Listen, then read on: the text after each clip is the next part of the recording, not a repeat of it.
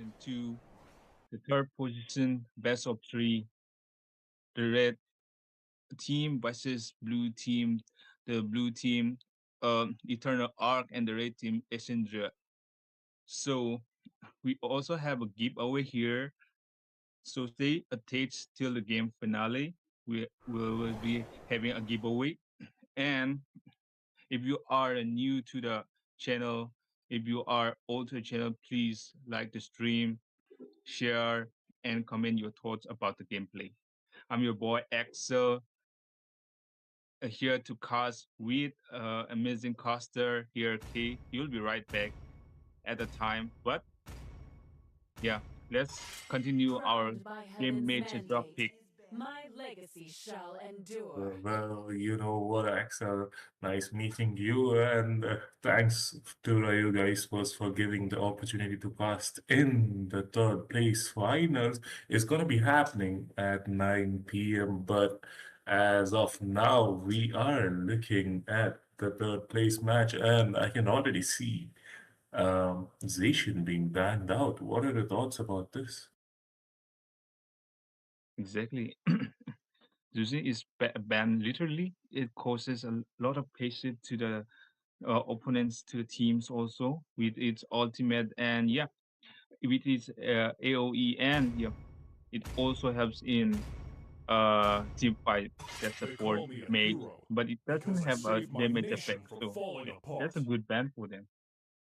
Actually, that is a good ban, as just mentioned. But then again, Team Ace banning out that, YSS.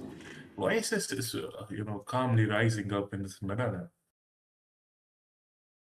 Absolutely. And here goes the Uranus. As a matter of EXP, he goes with like they ban the EXP meta right these days, but probably they could ban something that is uh quite pick up in the tournaments. So what are your thoughts? What they will ban right now? Well, I kind of think like they should go for, you know, the chunky EXP bans. Lapu is open, Granger is open, and even YZ is open as well. And we can't forget Kimi and Farsa, so anything might get banned out. The fire of battle never Okay, Yeah. extinguishes. but but Marsha gets banned now. That's pretty interesting ban, if I had to say. Yeah. I have never seen a Masa ban before, but yeah, I think they don't want to give Masa or something like that. But banning Well, Masa is unexpected. yeah, exactly. As I said, it is kind of unexpected, but then again, I'm kind of interested in what is Blue Team gonna ban. Is it gonna be a Lapu or those burst potential mages Farsa? Okay, it Let them is the play the chunky hero. black dragon that I gets will be banned the out. truth this world desperately needs. Yep, the chunky as it is strong and reliable for team fights. Yeah, EXP lane. It's always in the king of EXP because it has a lifesteal problem. Though this Yuzong can be effective for the team. That's a good ban. Right now the red team is picking up. Okay, what's your suggestion on this ban right there? Do they ban the Well, support or do they? And hello, beautiful people. We are back, and this is going to be round number three here in Odyssey Club Season 2, hosted by Ryuga Esports and sponsored by Witsud Games. And we do have the battle for top 16 here. It is going to be between Executioners onto the left side and Shomo Nation onto the right side. And with me, I have this beautiful person as well, and you guys already know him, and it's none other than Fredo. Thank you so much, Sunny. I'm glad to be back casting for our yoga once again, and of course, what a great time to be in it as well as we know that it's a round of 16 going on right now. Your You team know, is or being maybe they're guided. going to proceed in the round of Alert 16. and Doesn't matter what it is. We're in the later stages where the teams are really, really good because there is no way that you can make it till here if you did not have what it takes to reach the top, right? So it will be really interesting to see if Executioner and Shomo Nation will be able to give us a good match ahead of us? I mean, does it lie ahead of us, or are we going to see some disappointment, from one of these teams? Let's see the one I am who will be able sovereign to, within win it your tonight and entertain us. Slayer of gods. Absolutely, Fred. And look at that. Both the teams, they are excited for the match, right? They're banning so fast here, and execution is already exhausted all of their bans, and they will be banning the meta heroes as well. I don't think so. The Obsidia is gonna trouble them. But look at that. We are seeing Angela getting banned in 2025. Thorns remain. For all that I can say, I don't know for some reason, why they had to do such a big buff on the Angela, right? She was pretty good with those long ultimate cooldowns and the Mhm. bigger shield, but right now it's just too good to be left unnoticed. A lot of teams have realized it that Angela is kind of OP right now. The ultimate does not seem to be having any cooldowns. Because if you think about it, when you're using the ultimate, Mhm. on someone, it actually lasts for a while, and by the time you come off of it, off of that person on which you're riding with the ultimate is already available again. So it's basically a no cooldown skill at this point, and that's why it's so important to ban out this hero if you're not sure about how to deal with it. That's right, and look at that. Both the teams will pick their hyper here at the moment. The Lancelot here for the Executioners and Fedrin. The Daddy Fedrin is there from Shumonation as well. I don't know, man. The Lapu Lapu is there, and they will be looking strong here, especially when the CC has been banned. What do you think? Will Shumonation go into the XP lane here if the Lapu Lapu is picked? Um, I think it's always better to take a hero which can provide the same amount of damage and sustain like the Lapu Lapu can. And when you talk about damage and sustain, I feel like the Phobius comes to my mind.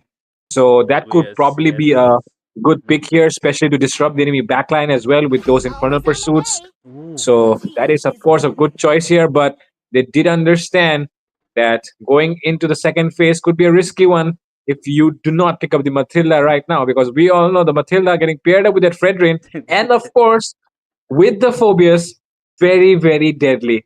It's like a The thing it's is, like a fighter jet carrying two atom bombs, airlines. right? Yeah, the Matilda Yeah, airline is there, and she will be carrying that low mobility heroes, like you said, right? The Fedrin and the Phobius. And the shield is gonna be horrendous as well, right? Into the late game, she's just gonna provide that heal and that shield and that mobility. So it's gonna be tough here for executioners if they're not able to track down that Matilda.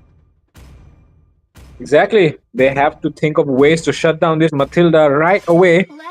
And they do have two more picks to do that. They have the Rome pick and probably the goal laner pick, because we all know Kimi is a hero that usually goes into the mid lane, not really played in the goal lane anymore. So yeah, with that, we are seeing the first ban. Okay, the first phase actually went quite fast, but in the second phase, both the sides are taking a lot of time.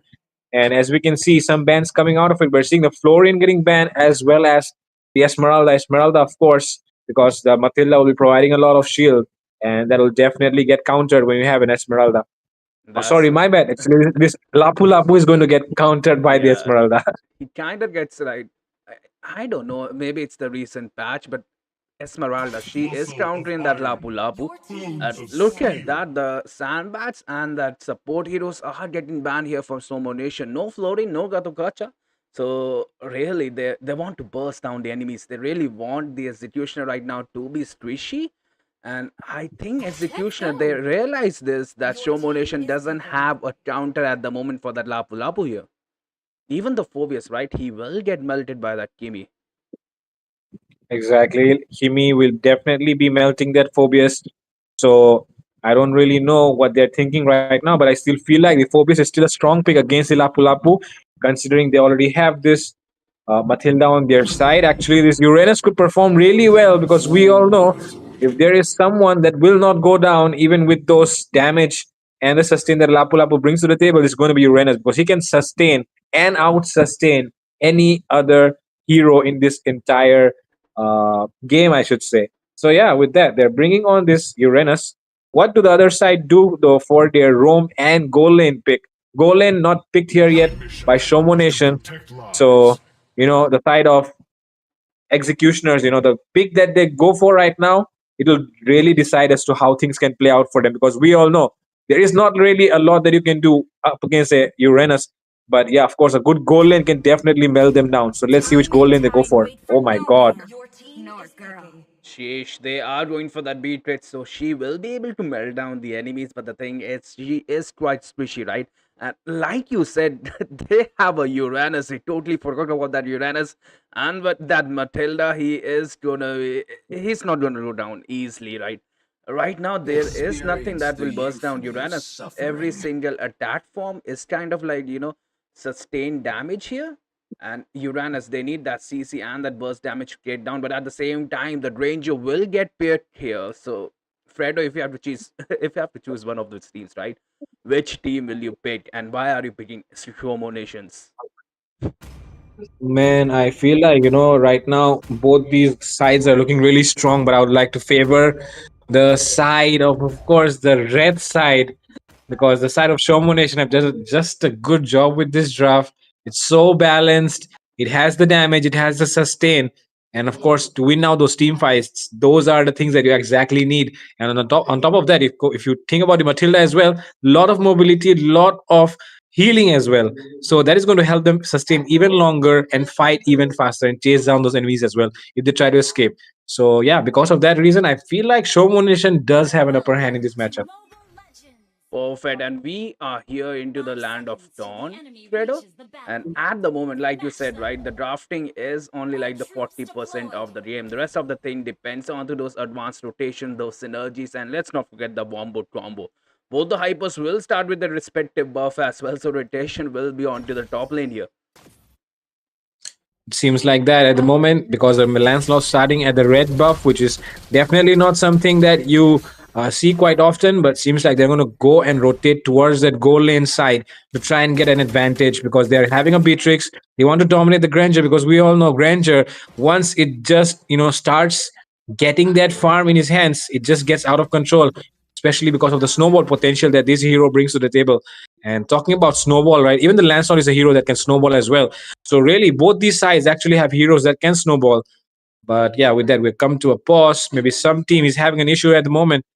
But Ah, that's right. The thing is, the Matilda, the player that we hype up so much, is having that connection issues. We do provide that 2-minute pause here for the players. And the thing is, the Matilda, the MVP of the Showman Nation right now. If she's not here, the team is going to be in trouble at the moment. And just did you saw that Hylos though? He was abused in the recent patch there. He is already going to be level 2. He cleared the mid lane. He provided the vision of the hyper, and that's how you should play the roam in the current patch. definitely, we need that rotation be coming in right now. But what we need more right now is for the game to be unpaused. But before that game get unpaused, of course, we're here to just discuss some more stuff about this draft. And yeah, with that, here we go. Three, two, one, into the land of dawn. Here we are once again, ladies and gentlemen. And I was talking about the snowball potential, right? If you think about the Lancelot, and I just forgot to mention it while I was talking about the draft. The enemy, the only deciding factor here will be how this Lancelot actually approaches the game. Does he go in aggressively? Does he, manage to get those skills into the backlines? Can he dominate this Granger? Can he let his goal lane get the advantage? Oh, right now though, Granger could be the one in trouble instead. But oh, he flickers out to Nah, safety. But look at the Beatrix still going in. But now he might be the one in trouble.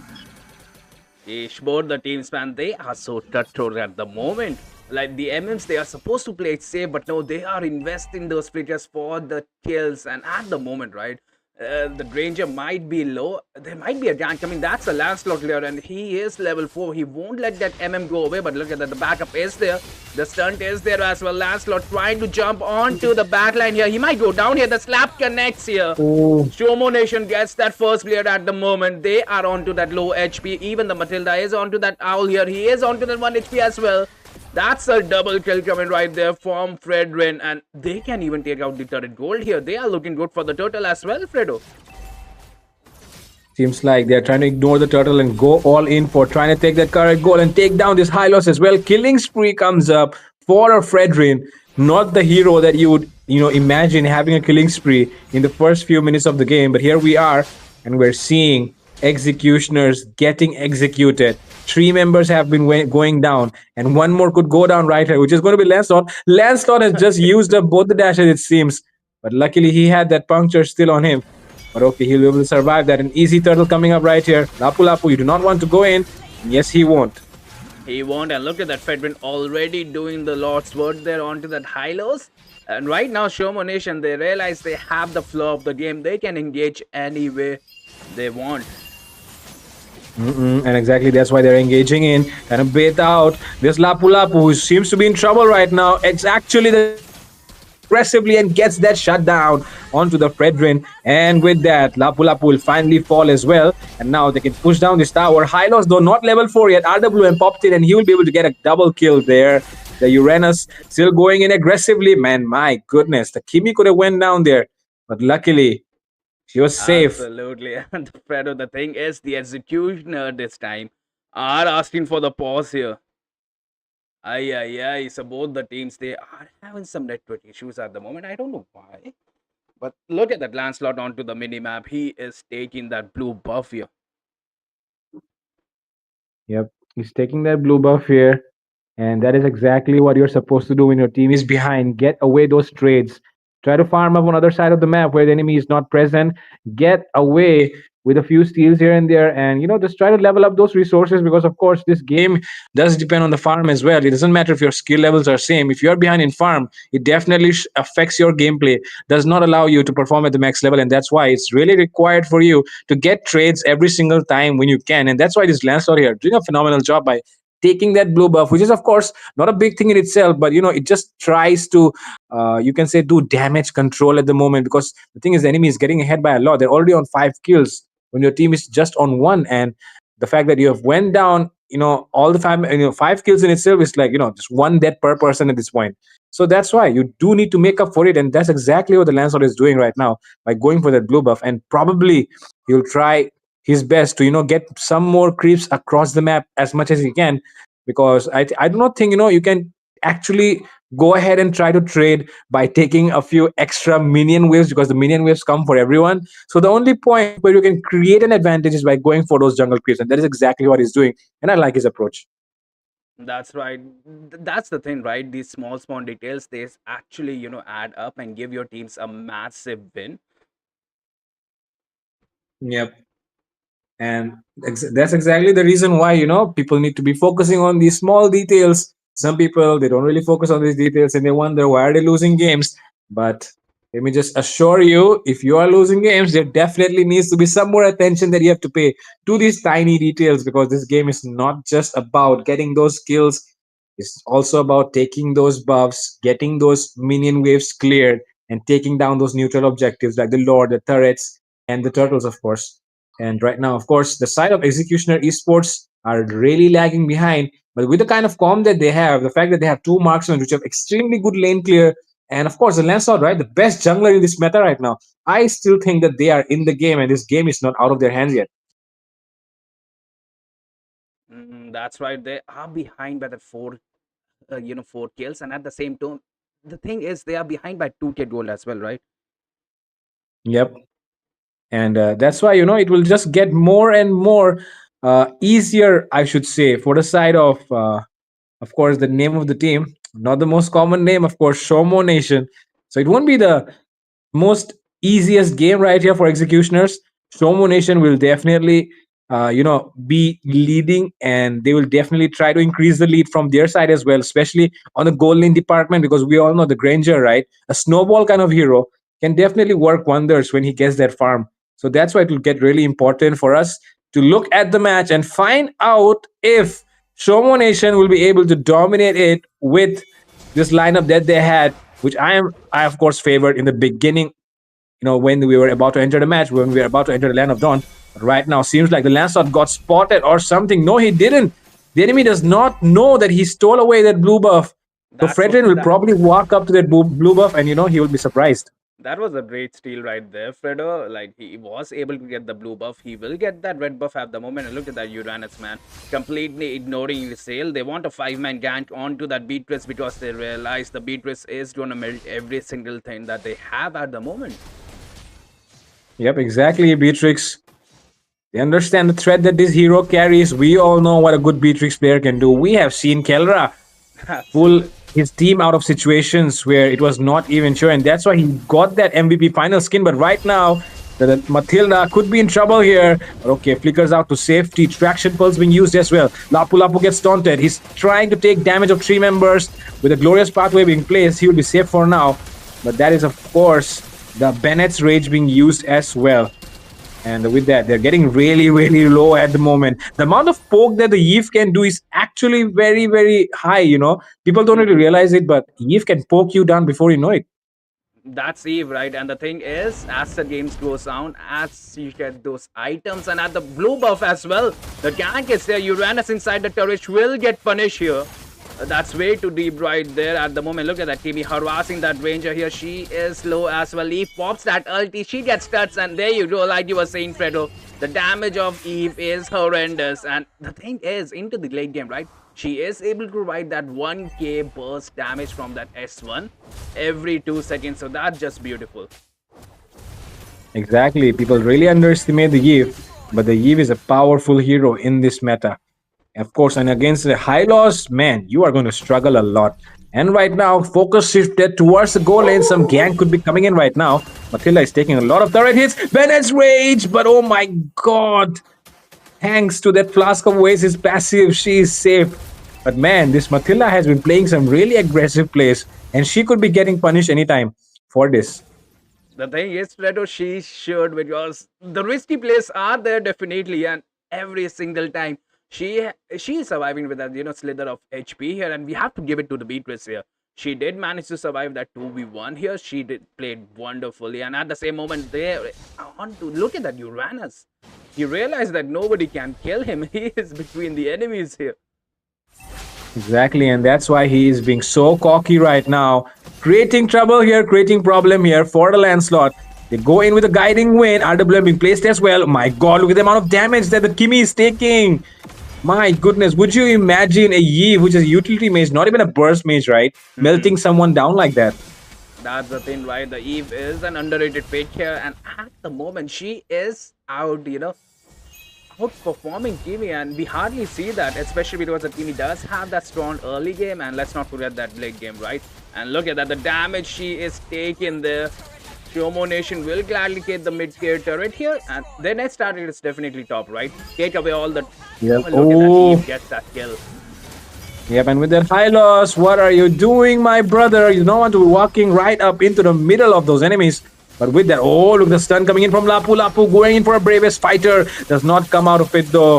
Of course, he makes it out alive, but does not get any kills there. But now he could be the one going down instead. Look at the amount of HP that they have. Solo, Rhapsody, Death Sonata will be the one taking him down. And look at YOLO here to the backlines. Gets the kill, gets out to safety with a guiding wind. And with that, they come in again onto the Kimi. The Kimi 1 HP, flicker to escape. But Yao, look at Yoshi Mite here, getting chunked down inside his own tower. And the Eve still poking him down to 1 HP and gets that kill with the Void Blast. That Eve is a menace at the moment, and executioners, they need an answer for that Eve. And did you see that Uranus? He is back to full HP already after tanking so much damage, so much true damage at the moment from the turrets. Exactly, so much damage that is being placed right now. And the Uranus does not really need to bother because he's, of course, Uranus, the one who can generate his own HP. The only one who can do that in the entire game, actually, if you think about it. Because Esmeralda depends on shield, but he does not depend on shield. He depends on HP. And right now, he has a lot of it. And of course, riding on the Matilda Airlines is going to make him even more mobile. That's right, but the thing is, the Lord... Oh, wait, what's that, the turtle or the Lord? I have to check it. That was the third turtle there. And look at that. Yep, that was a third turtle. Man. He Oh. will be pushing the turrets. That's actually a smart play right there. Yeah, actually, that is not something that Lapu should do. But he's, of course, forced to become Zilong at this point. Because he cannot keep being a tribal warrior and expect to win the match. He needs to become the dragon warrior right now. But the thing is, look at that. He is getting belted by that Uranus at the moment. Yep, Okay, and he will be getting belted by every single member. 5v1 gets clapped by the Granger in the end. And Minato will fall. Not fast enough to be the Yellow Flash, I guess. Yeah, that's the thing, right? We all felt bad for that Lapu Lapu. But the thing is, executioners, they have a Beatrix, they have a Kimi, and look at that. Oh. The damage. Yeah. Yeah, we have to check Um, out Eve, man. I'm definitely playing Eve onto my Ryan games here. The damage is insane. yep. Let's see, man. I'll also try to buy the Eve as soon as I can. I don't have the hero in my account. You have Never the played that diamonds. hero too many You have the times. diamonds, bro. You have the diamonds. Just go for it. Yeah. Gotta buy that hero. Gotta do that stuff that right now Ian is doing. And Ian, of course, my goodness, the amount of poke. Okay, okay, Uranus, you want to chill there out a bit, little bit. You do not want to go in there before the Lord arrives. For now, though, the side of executioners will just try their best to, clear those lanes and do not lose those gold shields before the Lord arrives. And oh my god, the turret, that gold shield will go down because the minions have entered. And that is exactly what the side of Shomo Nation want to do. That's right. And onto the top lane, the Lapu Lapu was trying the same thing that he did onto the bottom lane, but now, right now, he got caught, man. He got clapped back, like you say. And at the moment as well, Shomo Nation, they realize that they can take the lot. There is no Holy Shield. They can end this game fast because, let's be honest, Executioners, they have that Beatrice, they have that Kimi. Even they have the last lot, so their backline won't be safe sooner. Exactly. And when you're having two marksmen in the opposite side, you do want to end early. Late game is inviting trouble for yourself. So as the game progresses, you know that they are going to get ahead because the scaling of a marksman can never be compared to any other hero in the entire match, right? You just lose out in the late game.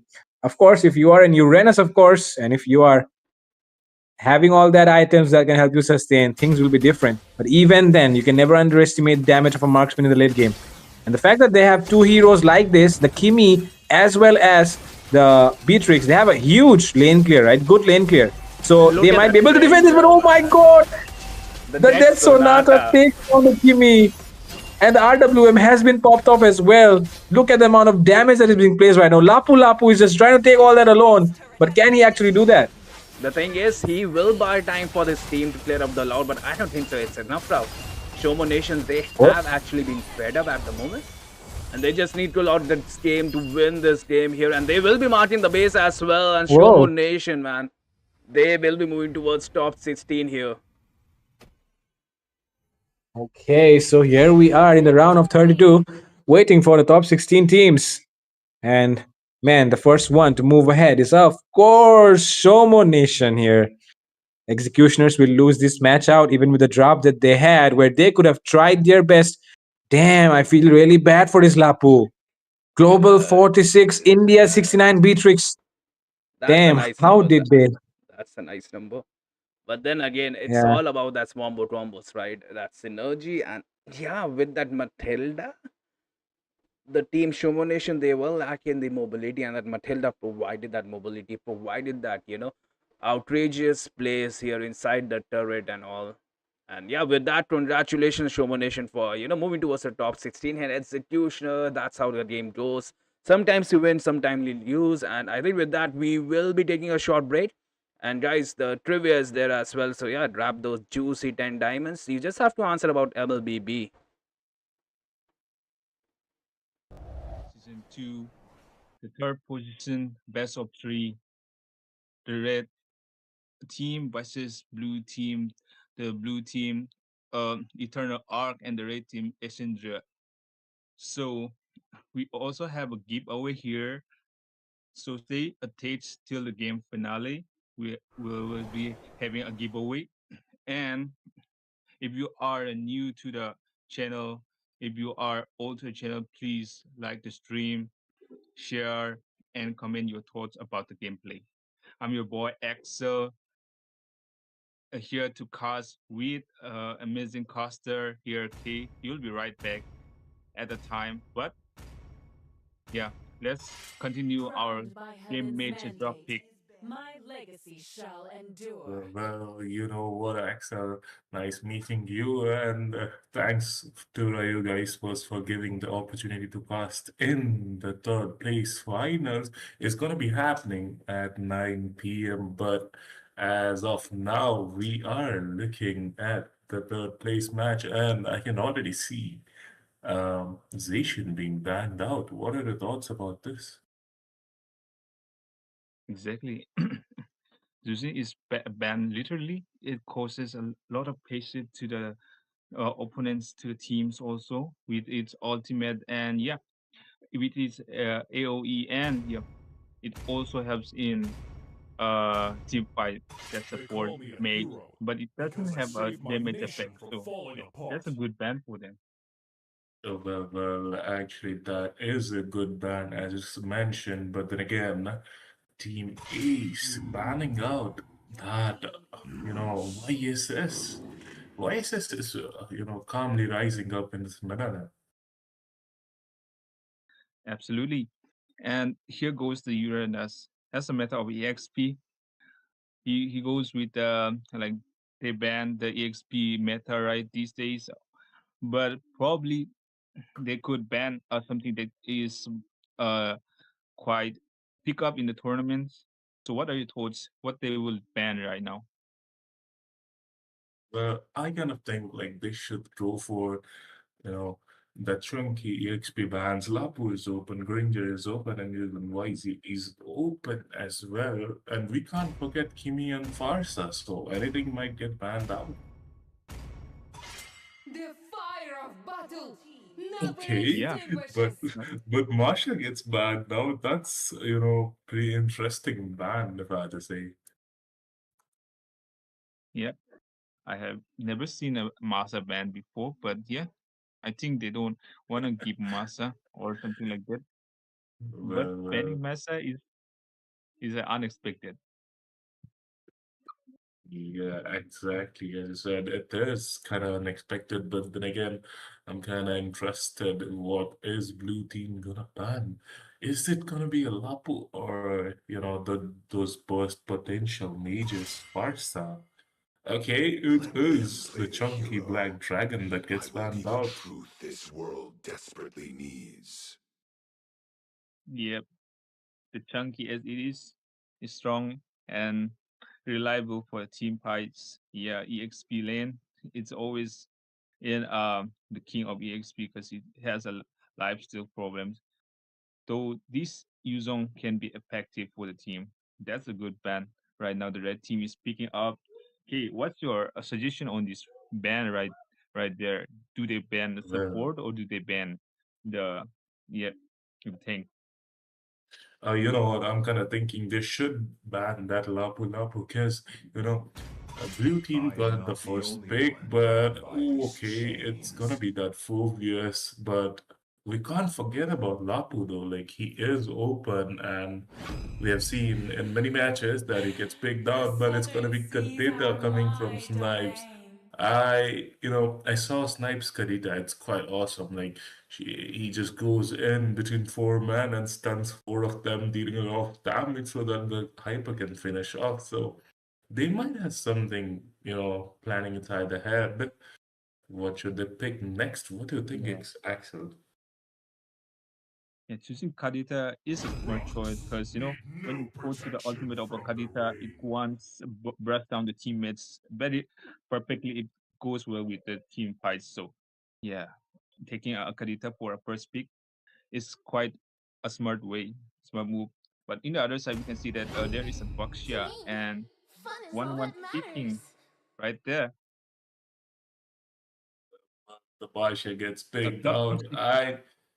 You know what? I kind of think that Basha should go for the jungle place, but then again, it's gonna be Rome in my Sagittarius opinion. guides my arrow. And you know what? I'm kind of interested in seeing one into the play as well. Yeah, they would either take quite a hard time to Muscle like of iron, bones of steel. provoke that one from having that crossbow. There will be a problem if the team cannot stop the crossbow of the 1-1 because 1-1 is truly a meta right in the position of this time Like, of this tournament. exactly. One either gets banned out or picked, and Team ACE, they didn't, let the chance slide that they should go for the one, and they went for it. But talking about Blue Team, their lineup also looks strong with Snipes, with that Kadita, and, those chunky Gator and the damage queen, Irithel, is onto their May team. you find tranquility in Your battles. team is banning. Exactly. there goes Badangs in their hands. So it might be quite hard for the team blue to take down. But yeah, they are also quite hard to take down. But the more Thorns remain should petals fall.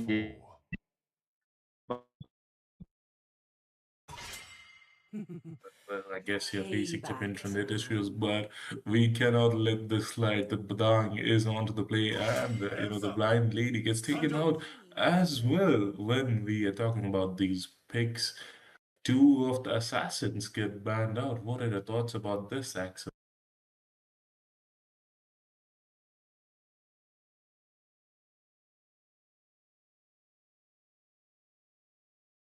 Yes, Axel will be right back.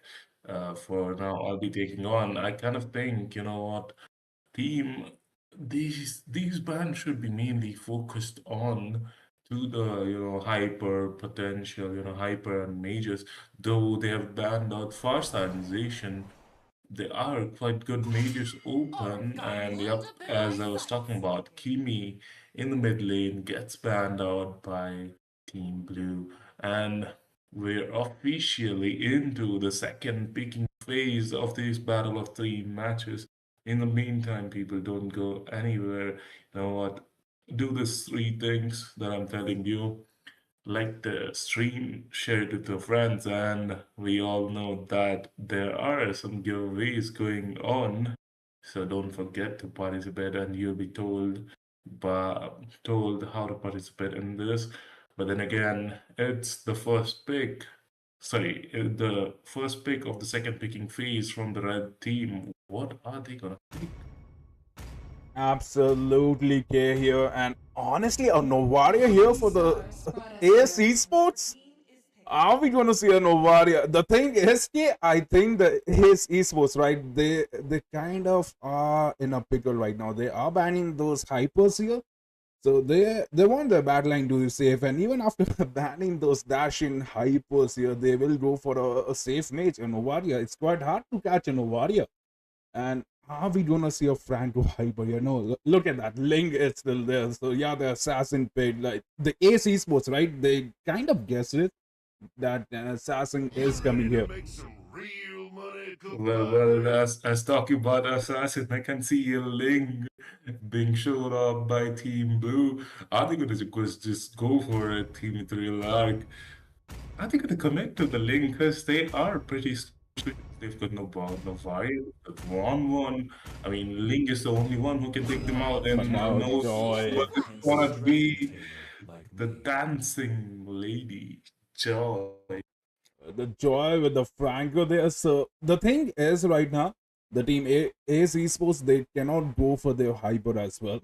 Nothing like high mobility, right? Because the Franco is there, right? And Franco will be saving his ult. And let's not forget Gato Gocha and Kadita is there as well. So right now, Ethereal Art, they are looking strong, and Carlos are onto that Joy, onto the last pick as well. So it was kind of like, I think, calculated here for the Ethereal Art, especially, the thing is they wanted that assassin, they wanted that burst from the minute one. Like, even if they look at the bans, right? They are banning those tankier heroes, and we are not gonna see any frontliner here. We are gonna see an Angela here on April here. Thorns Well, remain should petals And fall. hello, beautiful people. We are back, and this is going to be match number 2 here in Odyssey Cup Season 2, hosted by Riot Esports and sponsored by Witsat Gaming. And we do have our teams here as well. Team is onto the blue side, and onto the red side we have Money Babu Esports. They definitely had that aura in their name. And with me, none other than it is gonna be Fredo, the beautiful person himself. And Fredo, are you excited for this match? And look at the draft as well. I'm really excited, man. I'm really excited to see how both these teams will play out against each other. Ace Esports. The name in itself speaks a lot of confidence, and like you said, Mani Babu, their name speaks aura. So yeah, aura versus confidence. Let's see who is going to be the winner here tonight. Of course, best of one series, and the only way you can proceed to the next round is to win this best of one. There can be no second chances. So of course, give your best and leave it to the Okay, give your best and leave it to the rest. Uh, That's right. that And doesn't sound good. the thing is, Fredo, the Angela, she gets banned yet again. And I'm at not the the same only time, one the bound picks by are these here. chains. Both the teams, they have done the homework here. They are picking up the meta picks here, and the sandbag heroes here. The heroes that will be taking up punches are there for Money Babu Esports. They have picked their Kalia, they have picked that Phobius. But the thing is, the CC, right? She kind of counters them with that true damage, especially onto the late game. Yep, I feel the same way, man. They can take the punches, but you cannot take the yo-yo blitz that will be coming in from the CC, from, of course, this guy whose name is Max right now. And Nem is coming in with this Bakshia jungle to counter all those heals which will be coming in from this Kalea. And, of course, Phobius by himself, very sustainable. So, of course, the anti-heal will come in really handy with the help of The this Bakshia pick seventies right are here. mine And with that, they're today. going for the Kadita, which is I think a decent pick considering the immune from that ultimate can come in really handy if you ever get caught by the tsunami slam, right? Yeah, she has that survivability, and let's be honest, right? She is an assassin in the mid lane, right? She will be hiding into a bush, and she will take out your bat laners in a jiffy here. And we just have to see what Mani Babu Esports will pick here, right? I am, feeling a Farsa here for them because let's be honest, both of those mid laners have that survivability. The Farsa will just fly away from their problems, and she will provide that aerial support as well here. It's your favorite hero there, Fredo. It is gonna be an Eve. Among the Seems planes like that exists the equilibrium, is the case right which now. Is we're going to time see is a Eve made for. coming in once again, and it will really do a good job versus this lineup, which is going to be relying a lot on this Bakshia. And Bakshia, even though it does have good mobility, once that first skill ends and the Eve starts poking you down, you get chunked down way too easily, especially when the Eve gets that wishing lantern into her hands, which is probably going to be the second item, right? Right after that, the Glowing one. boots and the Mhm, glowing one. So, yeah, the mhm. moment she gets that second item, you're going to get hurt a lot if you are a frontliner. And that's why it's going to be really interesting to see here how things play out for these guys, both the sides. Good draft so far, I guess. Very meta oriented, very balanced.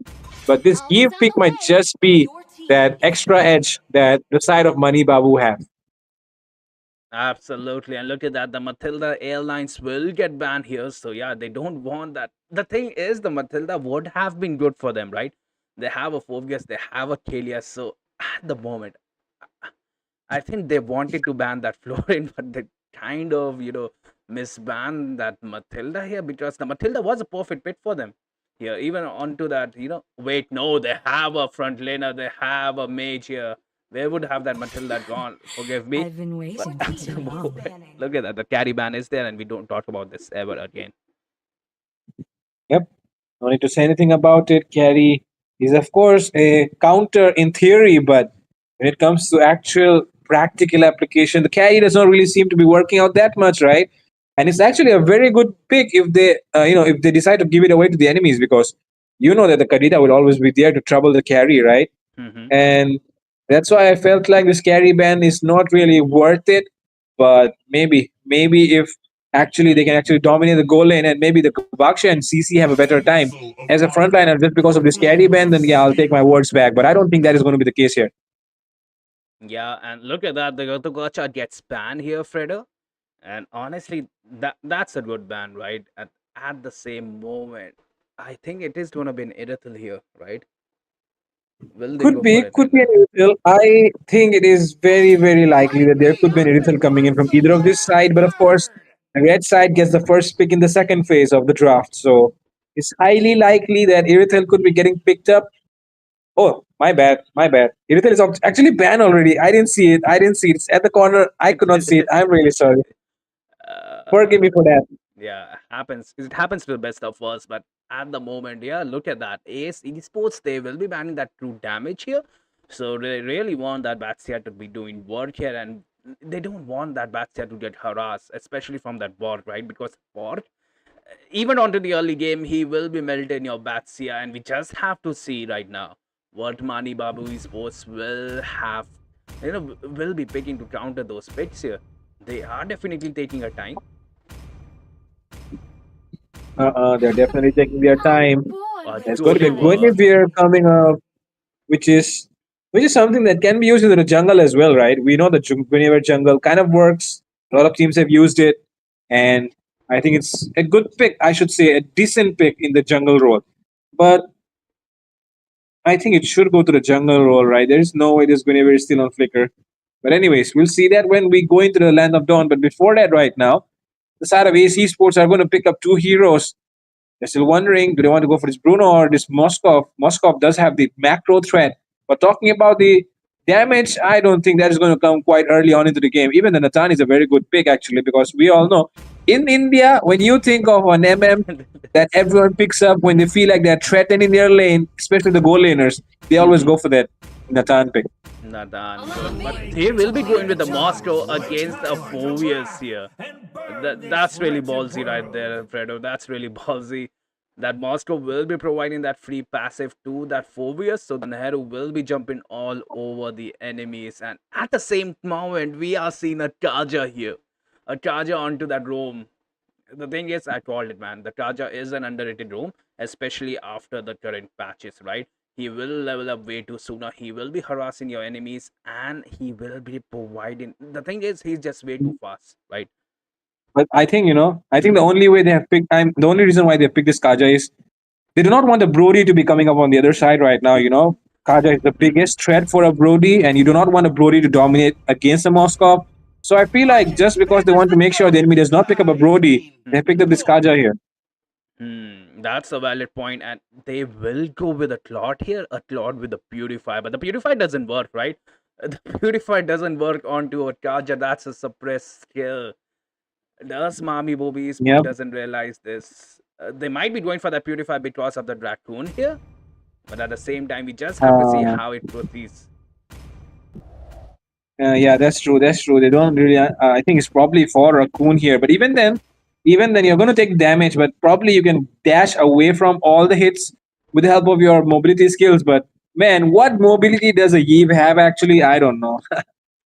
Evan, she's just there for harassing enemies with that X1. She does have that movement speed though, so if she's able to build that slow wand, she might have the upper edge. But at the end, if I have to pick one, it is going to be Kadita, right? She does have the upper Yep. hand. To Mobile Legends.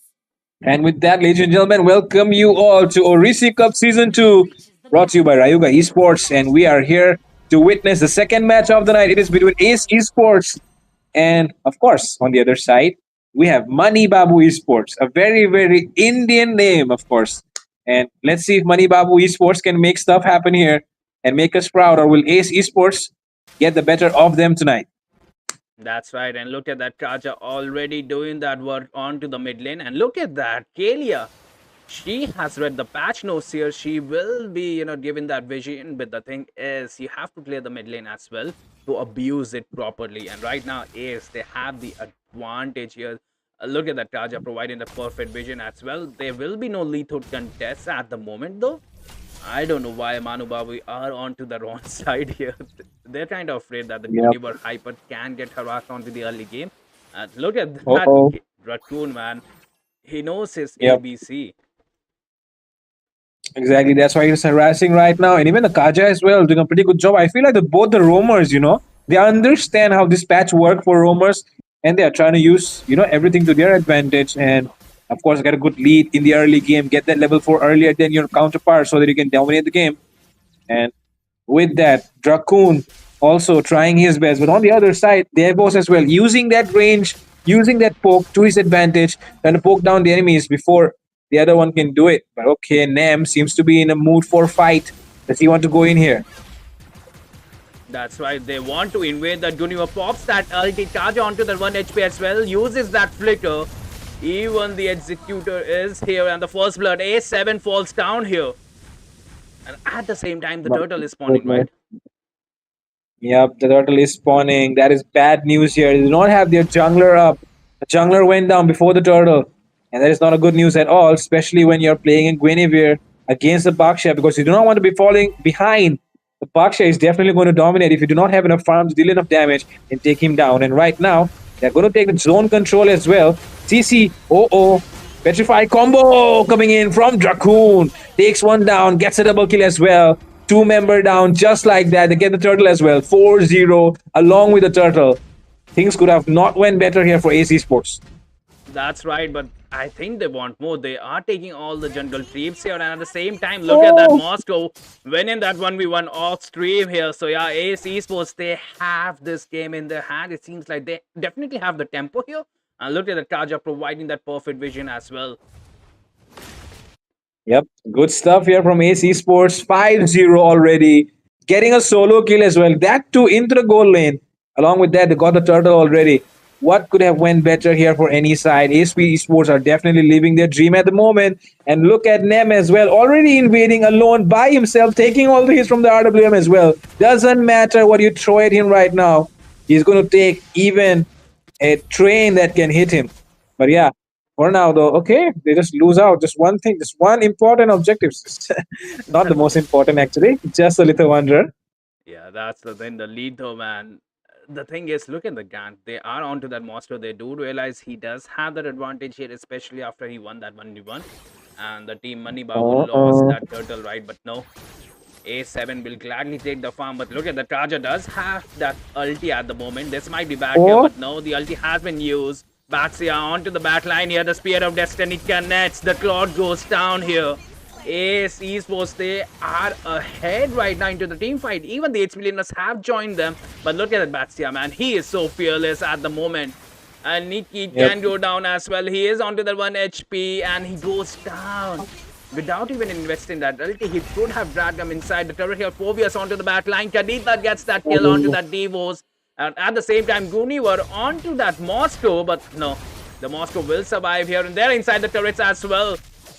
The aggro is out of this world here. Ace Esports, they have the momentum and they are abusing that momentum. And look at that, all of that, and still N3M will take that turtle. Good stuff here. Good stuff from Ace Esports. Domination guaranteed. And of course, there's no way that they're going to let this game slip away. At least for now, because look at the way they're playing. They're playing it really aggressively. And all, oh my God, I don't know, for some reason, do they love this card or do they hate him? But for some reason, they've been targeting this roamer all the time. And that is the reason why the enemy damage dealers have been able to do what they want, right? Because when you're targeting their roamer, they are able to deal more damage.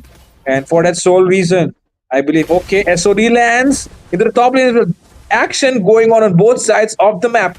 And look at Moscow, deals a decent amount of damage, but of course, the Claude has already used that BMI to get away from him for now. But with that, into the XP lane, some fight happening. Someone could be going down here, and it could be this Phobias, and Dracoon gets him with the waves.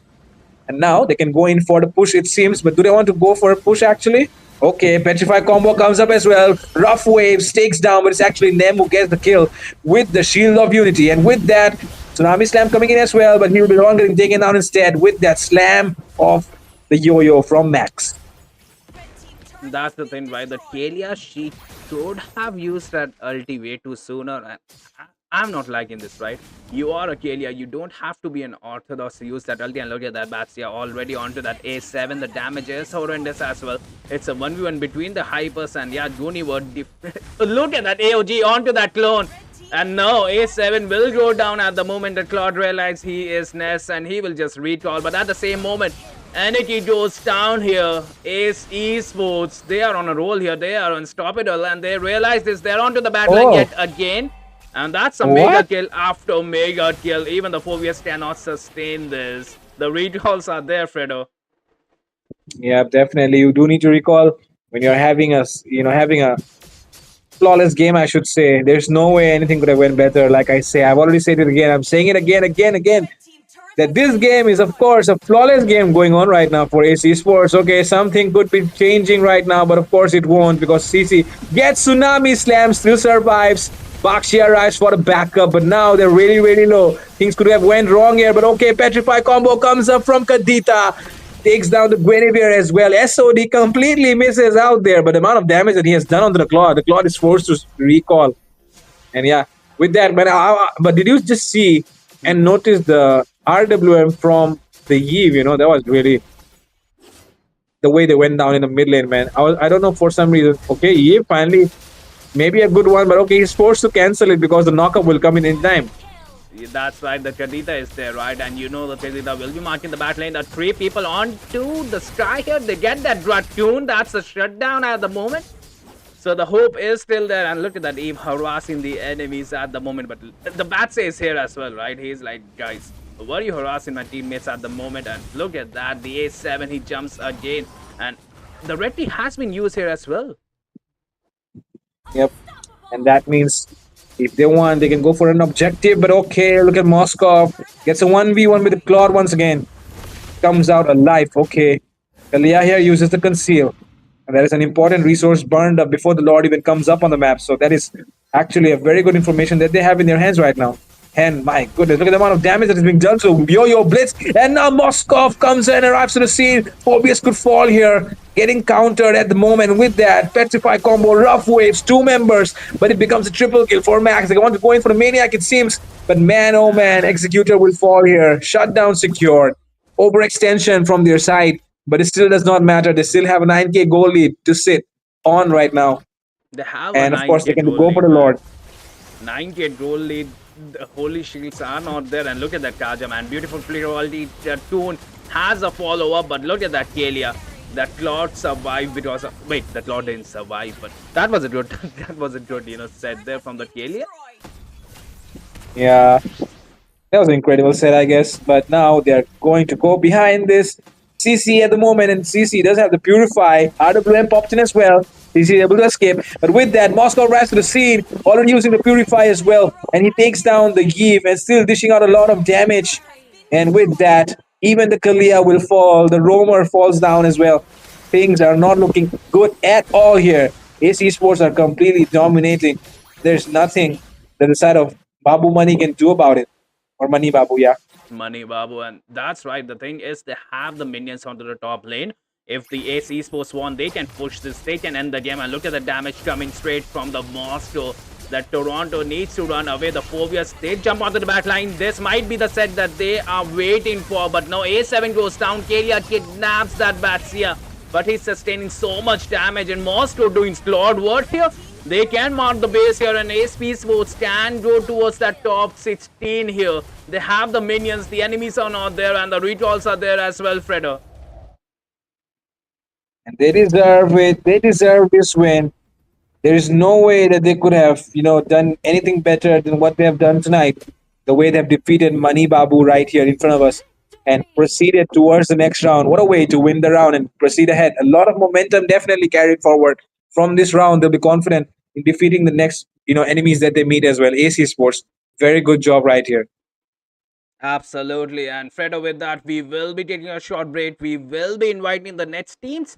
And I think it is going to be Shadow Esports Sevens versus Endless Gate here at the moment. And we just have to see how the both teams provide. And especially that's Shadow Esports have it, right? I have, what do you say? High hopes for them as well. And yeah, we will be right back in a jiffy.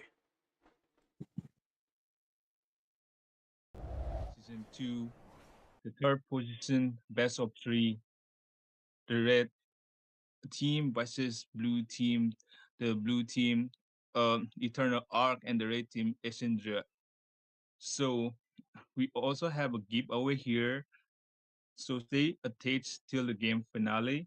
We will be having a giveaway. And if you are new to the channel, if you are old to the channel, please like the stream, share, and comment your thoughts about the gameplay. I'm your boy Axel, here to cast with amazing caster here, K. You'll be right back at the time. But yeah, let's continue our Crowned by game heaven's major drop mandate, pick. my legacy shall endure. Well, you know what, Axel? Nice meeting you, and thanks to you guys first for giving the opportunity to cast in the third place finals. It's gonna be happening at 9 p.m., but as of now, we are looking at the third place match, and I can already see Zacian being banned out. What are the thoughts about this?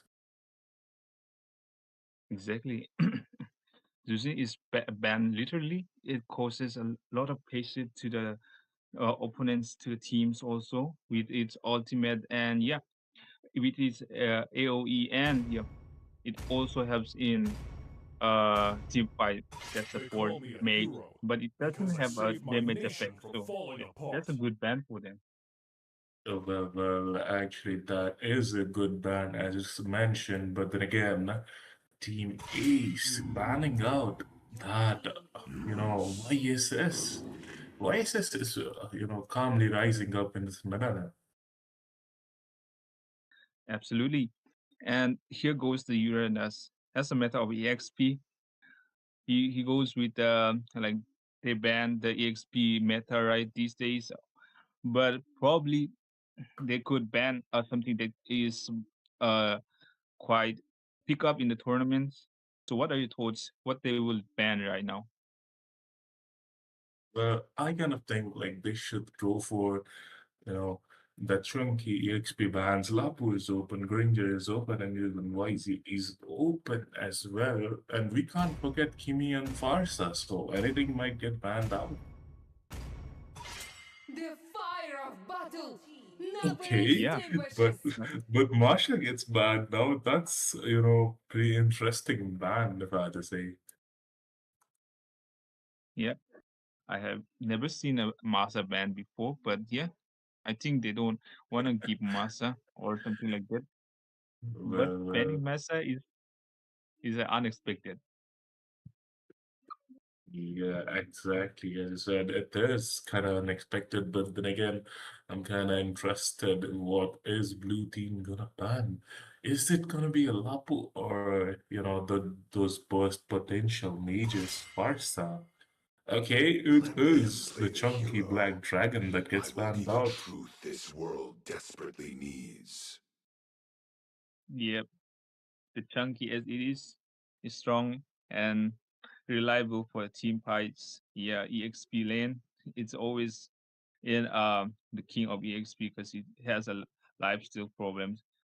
Though this Yuzong can be effective for the team. That's a good ban. Right now the red team is picking up. Okay, what's your suggestion on this ban right there? Do they ban the Well, support or do they ban the yeah the tank? you know what? I'm kind of thinking they should ban that Lapu Lapu because, Blue Team I am got the not the first only pick, one but bound by oh, these okay, it's gonna chains. be that Phobius. But we can't forget about Lapu though. Like he is open, and we have seen in many matches that he gets picked The out, but it's gonna southern be seas are Kadeta coming from my Snipes. domain. I saw Snipes Kadita. It's quite awesome. Like he just goes in between four men and stuns four of them, dealing a lot of damage so that the hyper can finish off. So they might have something, planning inside their head. What should they pick next? What do you think, Yeah. Axel? Yeah, choosing Kadita is a smart Round choice because need when no you go to the protection ultimate of a from the Kadita, it rain. once breath down the teammates very perfectly. It goes well with the team fights. So yeah, taking a Kadita for a first pick is quite a smart move. But in the other side, we can see that there is a To Baxia me, and fun is all one that matters. picking right there. The Basha gets A picked top. out. You know what? I kind of think that Basha should go for the jungle place, but then again, it's gonna be Rome in my Sagittarius opinion. guides my aim. And you know what? I'm kind of interested in seeing one into the play as well. Yeah, they would either take quite a hard time to Muscle like of iron, bones of steel. provoke that one from having that crossbow. There will be a problem if the team cannot stop the crossbow of the 1-1 because 1-1 is truly a meta right in the position of this time Like, of this tournament. exactly, exactly. One either gets banned out or picked, and Team ACE, they didn't, let the chance slide that they should go for the one, and they went for it. But talking about Blue Team, their lineup also looks strong with Snipes, with that Kadita, and those chunky Gator and the damage queen Irithel is onto the team. You find tranquility in Your battles. team is banning. Exactly. There goes Badanks in the hints. So it might be quite hard for the team blue to take down, but yeah, they are also quite hard to take down. But the more people that play, the more Thorns remain Your should team is petals banning. engaged. fall. Well, I guess you're facing some Payback internet issues, time. but we cannot let this slide. The Badang is onto the play, and Hands the up. blind lady gets Time's taken up. Your out team is as banning. well. When we are talking about these picks, two of the assassins get banned out. What are your thoughts about this, Axel?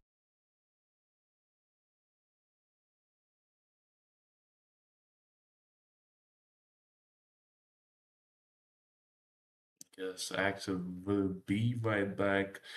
For now, I'll be taking on. I kind of think, what, team, these bands should be mainly focused on to the, hyper potential, hyper and majors, though they have banned out Farsightization. There are quite good majors open, and yep, as I was talking about, Kimi in the mid lane gets banned out by Team Blue, and we're officially into the second picking phase of this battle of three matches. In the meantime, people don't go anywhere. You know what? Do these three things that I'm telling you, like the stream, share it with your friends, and we all know that there are some giveaways going on. So don't forget to participate, and you'll be told how to participate in this. But then again, it's the first pick. Sorry, the first pick of the second picking phase from the red team. What are they gonna pick? Absolutely, K here, and honestly, a Novaria here for the Star spot a AS turret. Your Esports. team is Are we picking. going to see a Novaria? The thing is, K, I think that his esports, right? They kind of are in a pickle right now. They are banning those hypers here, so they want the battleline to be safe. And even after banning those dashing hypers here, they will go for a safe mage, a Novaria. It's quite hard to catch a Novaria. And are we gonna see a Franco hyper here? No, look at that. Ling is still there. So yeah, the assassin paid like the AC Sports, right? They kind of guessed it that an assassin You is ready coming to here. make some real money? Goodbye, Well, buddy. as talking about Assassin, I can see a Ling being shown up by Team Blue. Are they going to just go for it, Team Ethereal Arc? Are they going to connect to the Ling? Because they are pretty strong. They've got no ball, no fire, the wrong one. I mean, Ling is the only one who can take them out, But and who now knows Joy, what it's gonna be. The dancing lady, Joy. the Joy with the Franco there. So the thing is, right now, the team AC Sports they cannot go for their hyper as well. Nothing like high mobility, right? Because the Franco is there, right? And Franco will be saving his ult. And let's not forget Gato Gocha and Kadita is there as well. So right now, Ethereal Art, they are looking strong, and Carlos are onto that Joy, onto the last pick as well. So it was kind of like, I think, calculated here for the Ethereal Art, especially, the thing is they wanted that assassin, they wanted that burst from the minute one. Like even if they look at the bans, right? They are banning those tankier heroes, and And hope we are for not the gonna two see greatest any frontliner inventions. here. We are gonna see an Angela here on April here. Well, they've got a Basha and Batang onto the play, so I don't think they're gonna need a front leaner. Angela might be the best pick as they're looking for because they've got you know those That what Batsia, would they say? the Uh, Batsia and I the mean the Badang. junkiness is there, but still the one and the Novaria can get easily taken down by the assassin. Angela might be a good choice, but then again, who will protect Angela? That is the thing. That's the thing. The Angela, she is. And hello, hello, beautiful people. We are back, and this is going to be match number 3 here in the series Odyssey Cup Season 2, hosted by Riot Esports and sponsored by Wizard Gaming. We do have these two beautiful teams as well. It is gonna be Endless Gate onto the blue side, and Shadow Evos. I think Shadow Esports have it onto the right side, on the red side. And with me, it is gonna be Fredo who's gonna cast here again. And Fredo, and what do you think? Who's gonna win this match? Just focusing onto the names. Well, looking at the names, I see a few recognizable ones. All right, I do know this guy called Griffith. I don't know if it's the same Griffith. There can be a lot of Griffiths, but I do know one Griffith. I think it's pretty good. I know Nino. There's a guy called Nino Kumar, and I know Frost as well. And if it's the Frost that I know, Yeah, then he's I the same think these Frost. guys are He's the also. same Frost, man. He's the same Frost. Oh, then I guess he's pretty good. I guess then, yeah, it's a matchup where I have a lot of people that I know in real life, but I've not really seen them play. Not real life, I should say, just Them online Johnny presence, maybe Bravo. just YouTube, I I guess. be the But I see them truest during the love live you stream chats with please. some other streamers, I guess. But other than that, don't really know too much about them. Never really saw them play, so I'll be excited to see, what they have to offer. Yeah, that's the thing. And if we focus onto the banning phase, I am seeing a dragon getting banned here. And the thing is, the Voister, he is a global dragon. So yeah, STS have Welcome it, to will be World's banning out, Castle Tournament, banning friend. out, will be having that respected bans here onto the battlefield. And look at that Frost State away taking that meta tank here, and that is going to be brought here. Grok is, of course, pretty decent in this meta. The AoE that he provides, the invade potential. I mean, you can talk on and on about the amount of benefits that you get when you have a Grok on your side, and you'll never run out, right? But okay, something that also provides benefits, something that also provides a lot of damage, being the S tier jungler of this meta in the moment. Of course, Lancelot paired up with, of course, the Yo-Yo Girl, which can melt down any tanky frontline. Doesn't matter who it is. Doesn't matter if it's a tanky boy like a Grok as well. Yeah, Yo-Yo Blitz that's the is thing, always right? there. The true damage is true unless you're X, man. And that's the thing, right? Whenever you are in doubt, just go with the true damage and go with the CC. But we might be seeing a Kimmy onto the mid lane. And honestly, a Kimmy against a Lancelot and a CC is kind of like a decent pick, right? Especially when she has that rocket power jump there. And let's not forget the Yep. damage and the CC. You just have to connect. And with the drought, it is a perfect early game abuser. And at the same time here, Virus will go with that Esmeralda.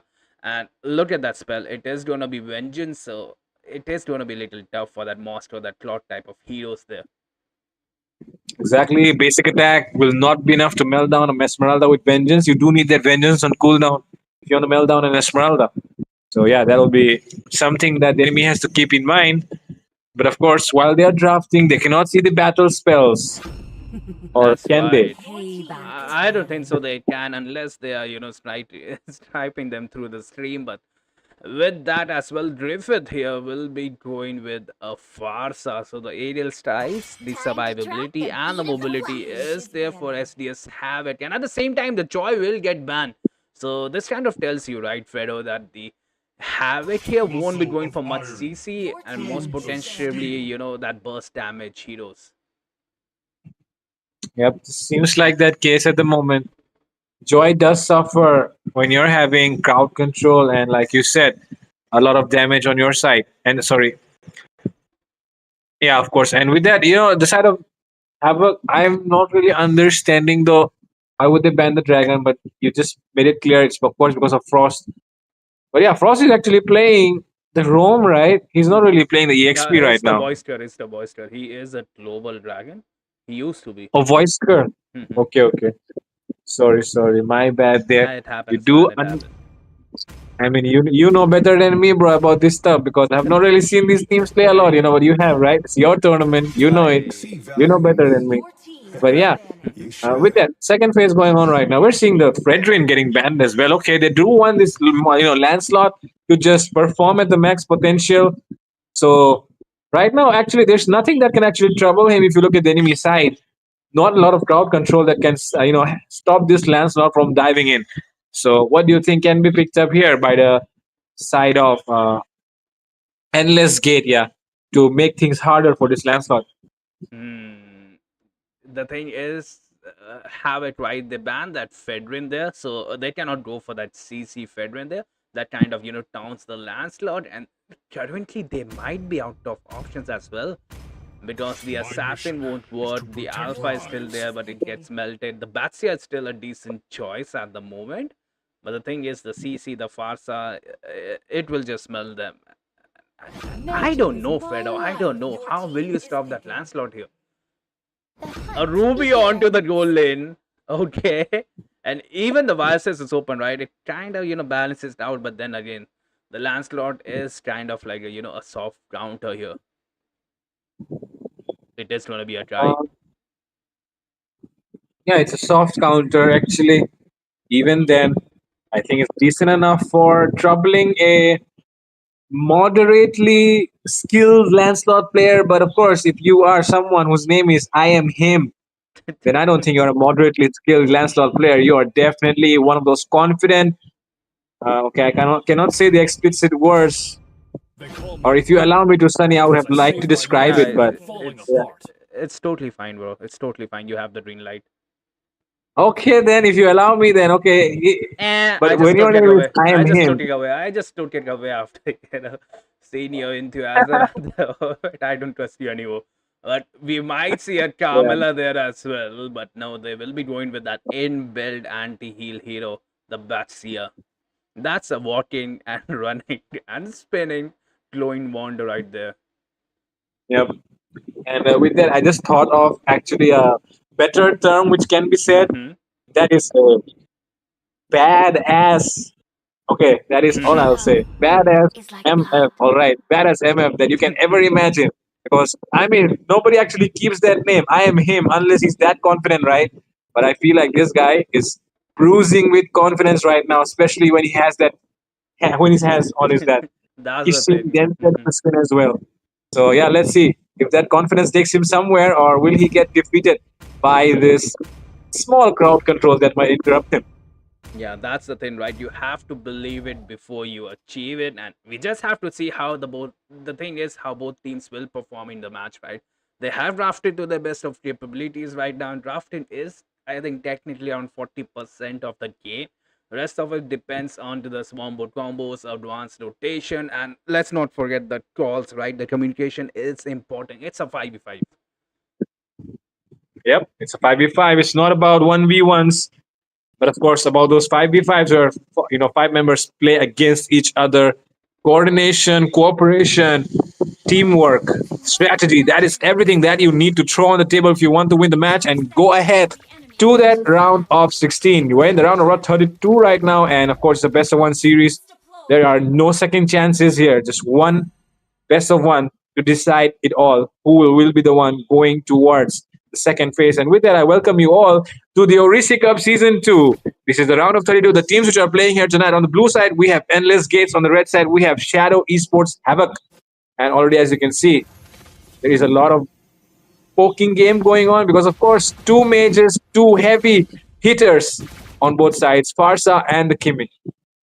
Absolutely. And the thing is, we are not given endless gate that, compliments. They did win that Ruby on the goal lane. They did understand that they are lacking that CC to counter that Lancelot here. And a little fight on to the Lethal Wanderer. And it is going to be Havoc who gets that lead at the moment. So the small wins are definitely there. And look at that Grot, man. Look at that Grot being a menace to that Lancelot. Yep, of course, he'll try to poke him down as much as he can and disturb his jungling speed because we all know in this recent meta, Lancelot actually has a pretty decent jungling speed, and that is all thanks to his passive, right? Just allows you to get those Ooh. basic attacks, hit harder, get that, force stack all the time. Okay, right now, though, look at that. That is something that I think a lot of people should understand. When you're having someone invade your jungle, Yeah, that's the you thing, just right? do not want to go for your buff, man. You just want to avoid it. But now, look at Grok. He's not even bothered. Nobody is poking him. And That's the right now, thing. I The am him is backup is there, though. definitely. Uh-oh. Could be trouble here for the Carmilla, taking a lot of hits at the moment. First blood secured here by Virus. And look at the Lancelot trying his best, but he does not have the level 4. Nino goes in, takes down I am him. Double kill coming up for Virus as well. Nino goes down. 1v3 going on right now. Can CC make something happen? doesn't seem to be the case. They will fall as well. That's a 4-1 right now on the scoreboard. And already almost a 1K goal lead established here by the side of Endless Gates. Yeah, the Voister with that advanced rotation, the thing is, he changed the team fight right there, and at the same time, the turtle will spawn. Vices will have that advantage here. And Lancelot didn't even take his first red buff.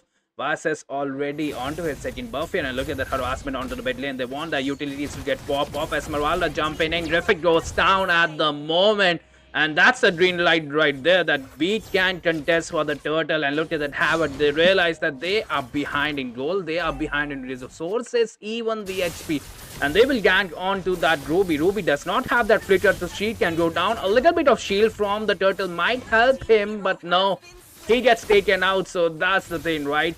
It's all about the objectives. It's all about that positive traits there. You're going to take the turtle. We're going to shut down your goal lane and take that goal lane for a Harith as well. Exactly, and the thing is, I don't know if you have seen it, but Anarchy being one of the top teams in India at the moment, of course, famously known as Eliminators as well. Those guys have definitely put the Harriet, in the meta at the moment because these guys have just abused the fact that the Harriet in the late game is definitely a menace with that true damage hitting at you with the Salium Sky, and of course the other items as well. But right now, seems like a gang could be coming up here. Wise seems to be ready with his ultimate, but will he actually go in? Seems like the Harriet is also aware, so he'll be able to dash away and survive this. But finally, it lands, and with that, I'm offended coming in as well. He does have the Zaman Force landing, but can he have enough damage to take someone down? Yes, he does. Voisker will fall, and so might this Ishan Shin fall as well. And that is 2 members down, and an unsuccessful gank coming in, and that is a comeback happening at the moment. Shadow Esports are making chances out of thin air. That's right, and the Harriet will soak up all the goal. And let's be honest, it is that Carmilla, right? She was, the thing is, the way she used that ulti, she was not gonna be like, I'm not gonna save my ulti, right? We need this kill, we are behind, and she uses that ulti ritualistry. Like she is not, what do you say, confused nahi hai bhai, isne used kiya. She wanted that kill at the moment. And that gave his team a chance, that gave their goal laner a chance. Shane here, he definitely showing us why he is going to win that lane. Yet again, that's the Ruby shut down. Another team fight here. Okay. Oh! But there was a lot of damage being done, and right now Virus already popping off that vengeance as well. They don't chase down members. Do they have enough ability though? It does feel like the Lancelot will be getting trapped and he will be getting taken down. Carmilla could fall as well, but he will be able to escape in the nick of time. But right now, that is, of course, Lancelot down. There should be an easy turtle coming in as well. They already took down the enemy jungler, but, of course, their own jungler fell down as well, which was not a good thing in my opinion. I think they could have avoided fighting longer after the Yi Sun-shin was down and went for the turtle. But yeah, the overextension led to them losing another extra member. And Lancelot probably looking to try and steal that turtle, but it seems like it will be too late. And okay, goal lane, Ruby getting ganked. The ones who were at 4-1 have been defeated, and now they are at 7-6. Okay, the knockup comes in though. Carmilla coming in with the stun as well. A lot of damage, and that will be the one taking down this Grog. They won't be able to escape, and with that, the tower will fall as well. Esmeralda completely stranded, surrounded by 3 members. She could fall here, and definitely she will, it seems. But no, she still survives with the help of that shield. Ruby trying her best as well. She just comes to the field right now. But yeah, with that, Esmeralda, man, I don't know how she survived that. Yeah, it's definitely because of that Kami. That was a perfect ulti, a 3-man ulti that provided the enough stun there for that Esmeralda to just, run away. And at the moment, man, this match, it is going so back and forth here. Both the hypers, they have taken those hits. They are down by 3 and 2 at the moment. But then again, look at that Vice sneakily taking the turret onto the top lane. He does have that global vision. He used that ulti, and at the same time, look at that, his team realized that the Lancelot is onto the top lane. We are just gonna steal that blue buff for ourselves. Yep. That is exactly what you get with your YSS. You get a lot of vision across the map and utilize that information to your advantage. And right now, something could be brewing up in the bottom side. Harry dashing in, and now the knockup comes in from the Grok and shut down secure here by Nino. And with that, one more member could fall here. CC comes to the rescue with the Yo-Yo Blitz and the curtain call. But yeah, that will be it for now, it seems. Virus still lurking around the enemy jungle area, scouting out for information. And okay, Lancelot here could be in trouble. And yes, it is. They notice him. They find him out. They kill him inside his own jungle. And that is how you play when you have a YSS and an Esmeralda in your team. That's the thing, right? The global vision, and the thing is, right now, the endless gate, they might be reading the enemy too good, right? They realize that the Lancelot is there. Another team fight is there as well. Esmeralda soaking up the damage. It is going to be the Blood Cuts who gets connected, and this might be bad here, especially for endless gate. They don't have the damage dealers. Ruby came in. It is going to be Carmilla who goes down at the moment. Side on to that 1 HP. They want the skill. They will get the skill, and even the Kimi joins the fight here. And have it, they are onto the bad foot. They have lost their tier 1 turrets at the moment, and they will be taking the third turtle into the game as well. So the lead is going to be massive. Look at the hypers level, right? It is going to be 3 level gap here at the moment. Yeah, exactly. That's a huge amount of gap. You do not want to get that kind of gap, especially when you're playing a Lancelot, right? We all know both these junglers that the teams have picked up here are definitely S tier junglers at the moment. But oh, Lancelot manages to escape. Okay, for now, though, they'll be really safe. But yeah, for a moment, I just thought the Lancelot could have been caught there if his skills were on cooldown. But thankfully, he had those punctures to go with. But yeah, like I was saying, man, both these junglers, S tier, right? S tier. But yeah, right now, seems like Essentially is just dominating, and that is only because his teammates are having more information to work with, thanks to his ultimate. Yeah, that's the thing, right? He is going for that tier 2 turret as well because, like you said, he has the vision and his team is there for follow-up. They are harassing them onto the blue lane there. They are making it really hard for him, and he might be, having the second doubts here. The first pick Lancelot, then I look at that Nino using that perfect board at the moment. But the thing is, they kind of have that late game synergy, right? They have that Parrot, they have that Carmilla gets taken down here. Could be in trouble. Does not land that Curse of Blood as well, and one more will fall. It will be Vin who will be falling down, and that is into the hands of Virus. And look at Virus into the backline still, zoning them out, trying to make sure that his marksman can take down the tower. But look at the amount of damage being done here onto Griffith as well. Griffith getting zoned out, not being able to defend this tower, but they're trying their best to clear the lanes. And right now, the Lancelot could be in trouble here. 1 HP, managing to escape, but it seems like that wall just blocks his path, and he will be getting taken down here by Nino. Double kill comes up for Nino. He takes 2 down.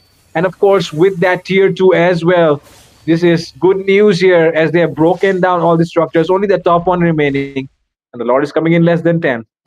The Lord is coming, and the good thing is, Havoc, they still have that Holy Shield, right? So it kind of makes the Lord a little bit less scary at the moment, but we all know, right? They will be taking the Lord and they will make that pressure onto the blue buff. Look at that Esmeralda and Rot already there, providing the perfect vision. Even that Bias says pop off that ulti for that sneaky outplays, right? And onto the top lane, we might see a skirmish here, Fredo. Shane, will he contest against the voice here? It is going to be a late game Ruby here at the moment. So yeah, look at that lifesteal right there. Yep. Just seems like it at the moment. There could be a potential gank happening top side. They definitely have all the members ready, but of course the damage dealer is not there yet. But okay, I'm offended connects onto Saito only just for a poke, it seems. Finally, oh my god, that's a good one there from the Kimi with the traction pulse and knock up the Harith. Harith gets caught with the I'm offended as well, and with that they take one member down. They lose one as well, but the Lancelot with the Shing takes down the Kimi, and now he could be in trouble. He's getting taken down very, very low by the Esmeralda. Esmeralda gets a legendary. But yeah, the Holy Shield pops off, and with that, almost 80% HP gone of that Lord. But they'll try to make the best use of this minion wave, try and take down those inhibitors.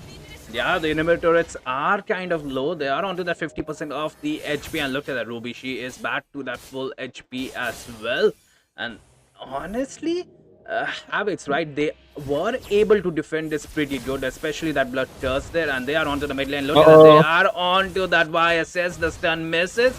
And Esmeralda onto the back lane, soaking up so much damage. The Rock is here with that wall as well.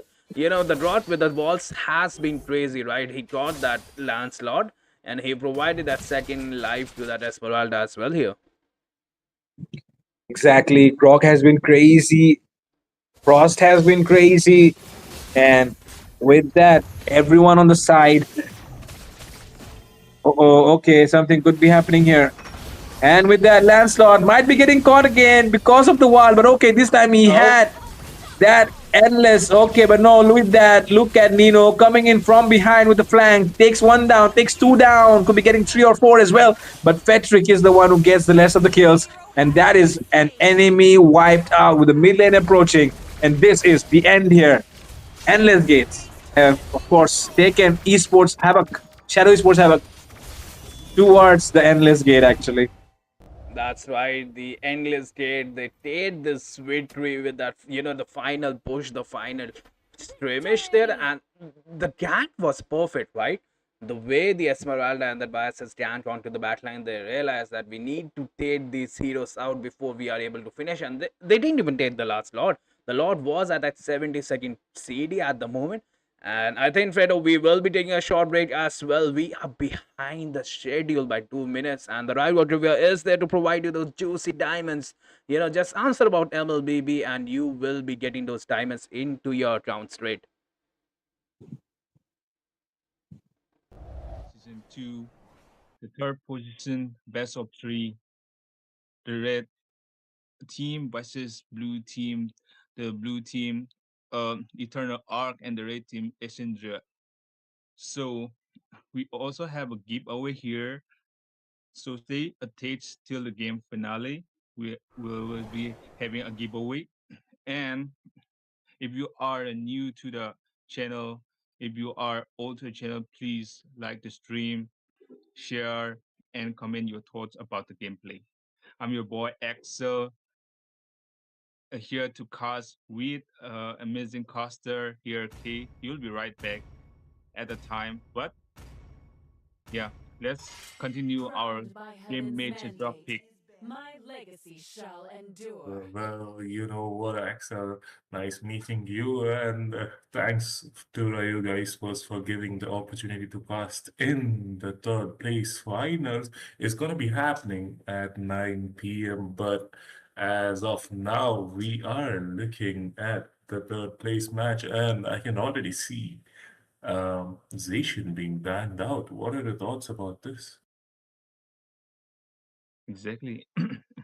Using is banned literally. It causes a lot of patience to the opponents, to the teams also with its ultimate, and yeah, with its AOE, and yeah, it also helps in team fight that They support call me a mage, hero but it because doesn't I have a saved my damage nation effect. from So falling yeah, that's a apart. good ban for them. Actually, that is a good ban, as you mentioned. But then again, Team Ace banning out that, YSS. YSS is, calmly rising up in this meta. Absolutely. And here goes the Uranus. As a matter of EXP, he goes with like they ban the EXP meta right these days, but probably they could ban something that is uh quite pick up in the tournaments. So what are your thoughts? What they will ban right now? Well, I kind of think like they should go for, you know, the chunky EXP bans. Lapu is open, Granger is open, and even YZ is open as well. And we can't forget Kimi and Farsa, so anything might get banned out. The fire of battle never Okay, Yeah. extinguishes. but but Marsha gets banned now. That's, pretty interesting ban, if I had to say. Yeah, I have never seen a Masa ban before, but yeah, I think they don't want to give Masa or something like that. But Well, banning Masa is unexpected.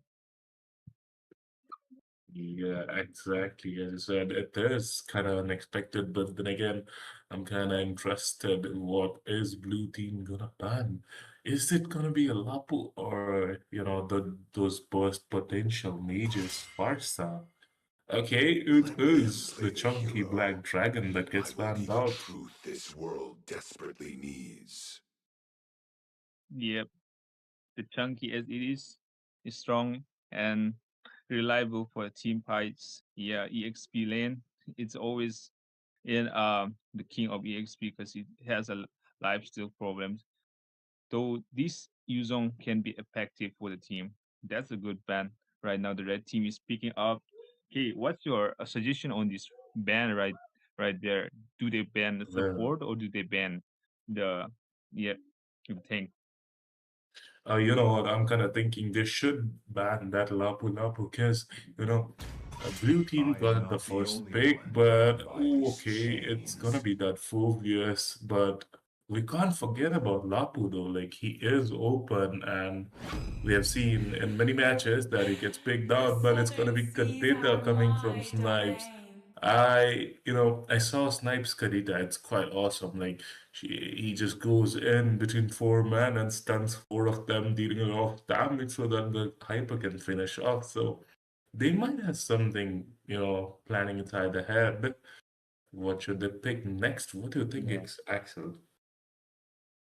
Yeah, choosing Kadita is a smart choice because when you go to the ultimate of a Kadita, it once breath down the teammates very perfectly. It goes well with the team fights. So yeah, taking a Kadita for a first pick is quite a smart move. But in the other side, we can see that there is a To Baxia me, and fun is all one that matters. picking right there. The Basha gets A picked tough out. competition. You know what? I kind of think that Basha should go for the jungle place, but then again, it's gonna be Rome in my Sagittarius opinion. guides my arrow. And you know what? I'm kind of interested in seeing one going into the play as well. Yeah, they would either take quite a hard time to Muscle of like iron, bones of steel. provoke that one from having that crossbow. There will be a problem if the team cannot stop the crossbow of the 1-1 because 1-1 is truly a meta right in the position of this time Like, of this tournament. exactly. One or neither gets banned out or picked. And Team ACE, they didn't, let the chance slide that they should go for the one and they went for it. But talking about blue team, their lineup also looks strong with Snipes with that Kadita and those chunky Gator and the damage queen Irithel is onto their May team. you find tranquility in Your battles. team is banning. Exactly. There goes Badangs in their hands. So it might be quite hard for the team blue to take down, but yeah, they are also quite hard to take down. But the more Thorns remain Your should team is petals banning. fall. Well, I guess you're facing some Payback internet issues, time. but we cannot let this slide. The Badang is onto the play, and Heads the up. blind lady gets Time taken to out Team as is well. banning. When we are talking about these picks, two of the assassins get banned out. What are your thoughts about this, Axel?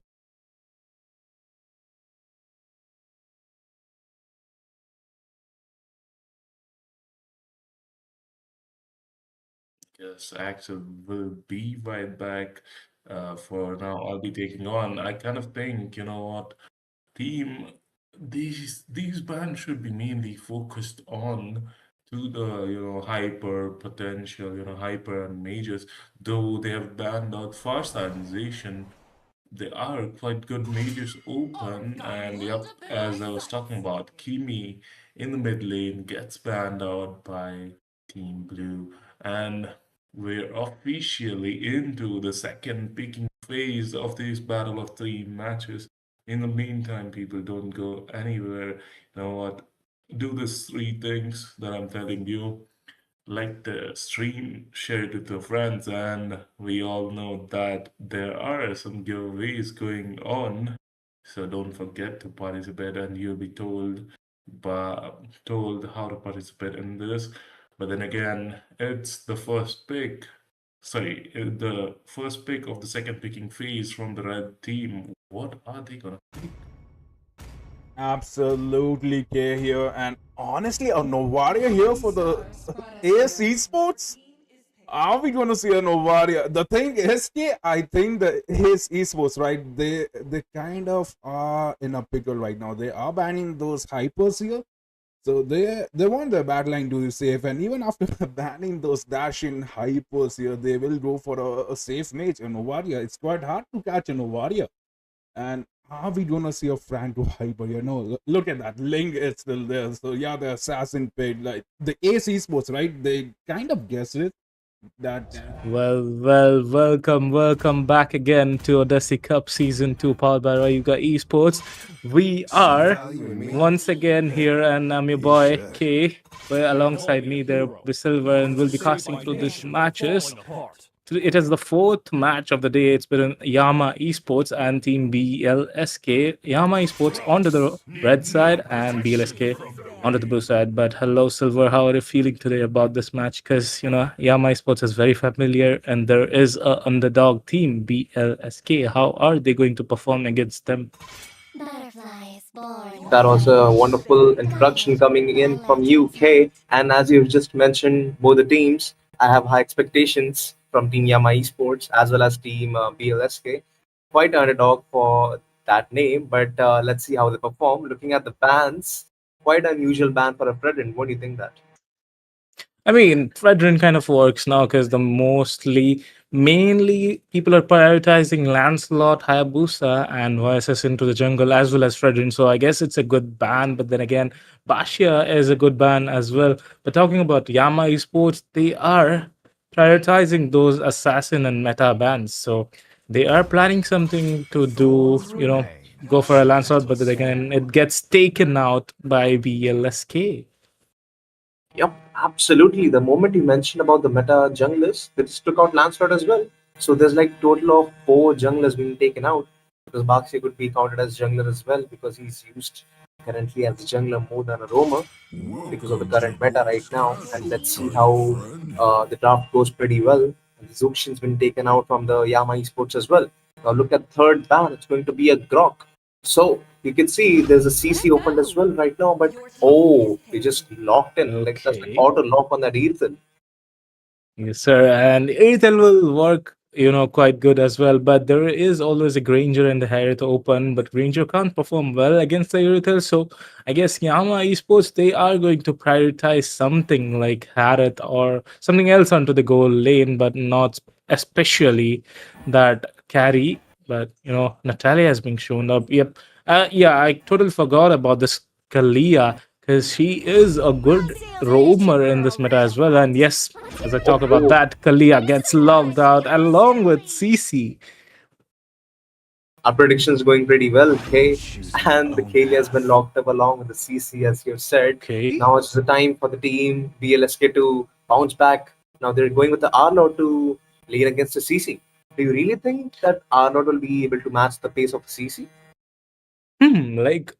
We both have seen both are pretty mobile heroes, and Arlot has a lot high burst damage as compared to CC, and CC matlab, crowd control as well. So Arlot is definitely a good pick, but I don't know how much of it will work against CC because in the early game phase, obviously Dark is going to overpower Zangetsu onto that Arlot.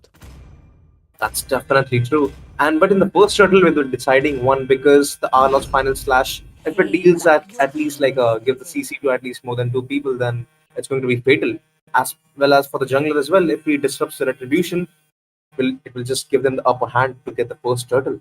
And look, take a look at the mage as well. They've locked on that Parsa. So now let's see what a counter mage, or like we would say, as a as a return mage they could take for themselves. Now all I can see right now could be a Zadian. Okay.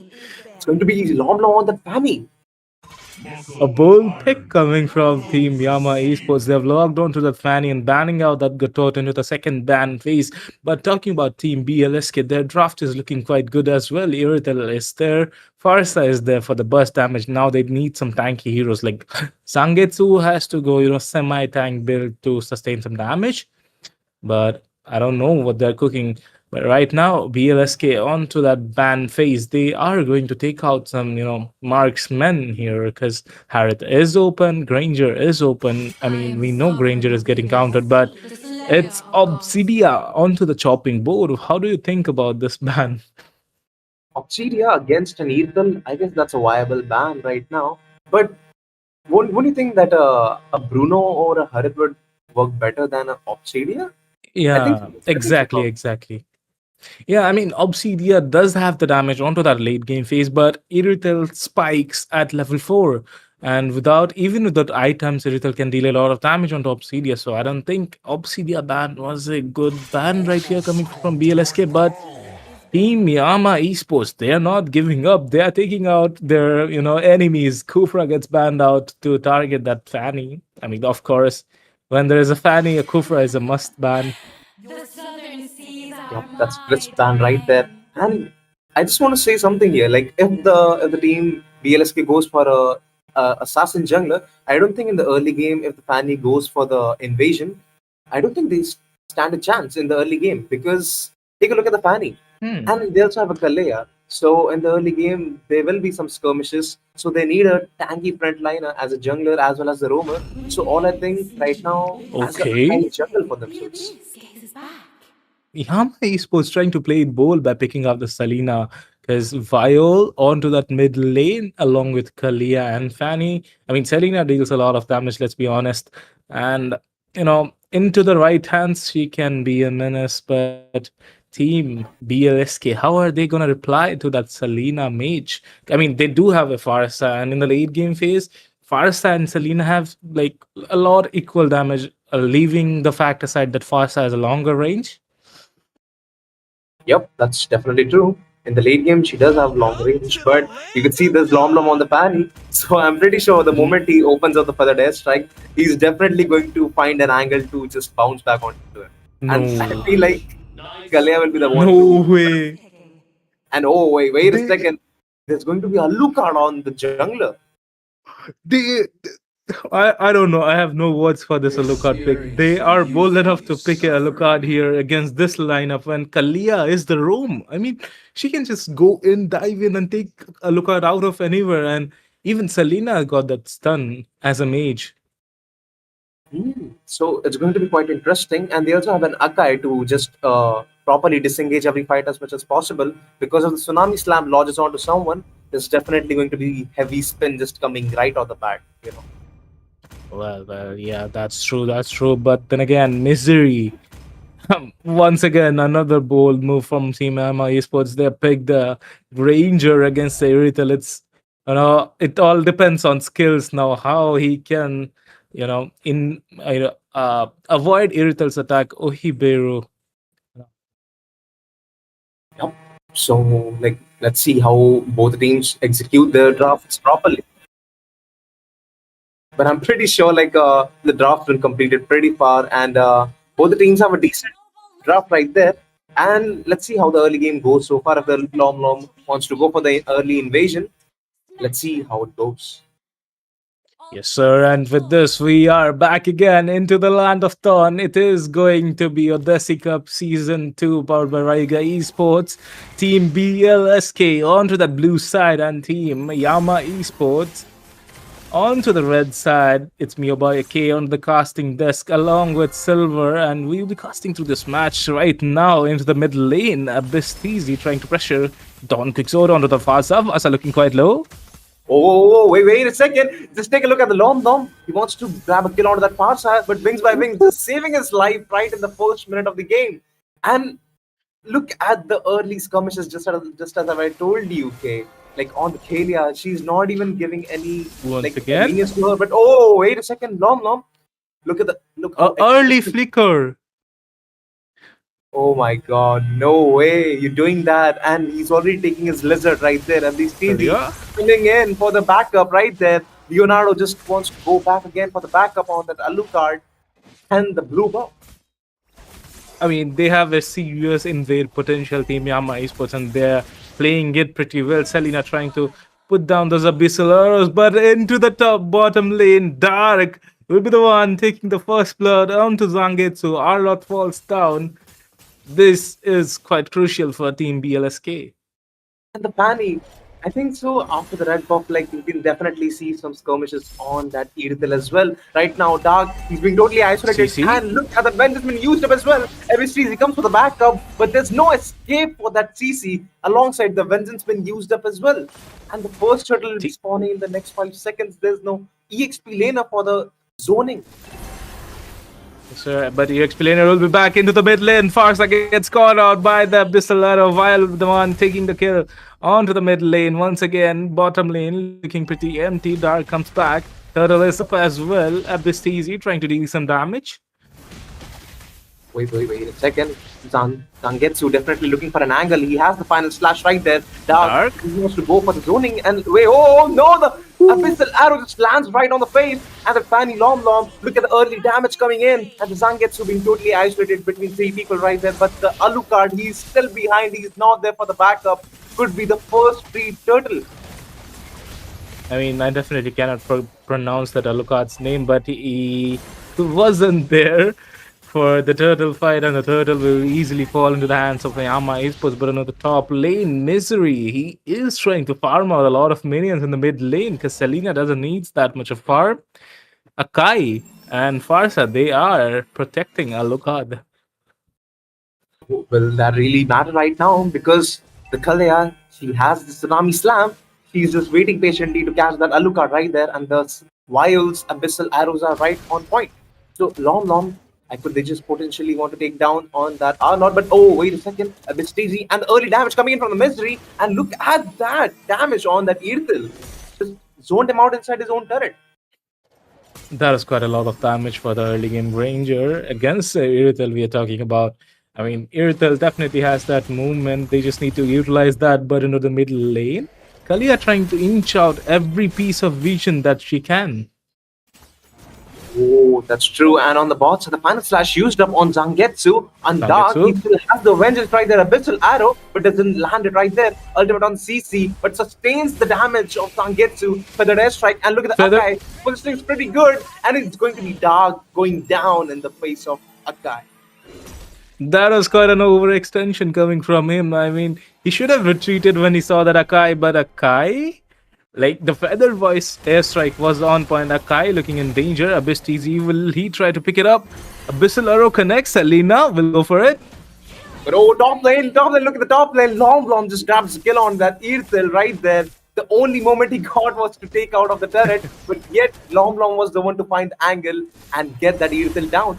And the first mid-tier will go down as well, I guess so. Abyss? Okay, the Purify gets popped out. Feather airstrike will be in vain because the Abyssal arrow connects. Whoa. Akai will be in danger. But oh no, look at the damage and the control that Abyss TZ is getting, along with the vial with the Abyssal arrows. Yes, sir.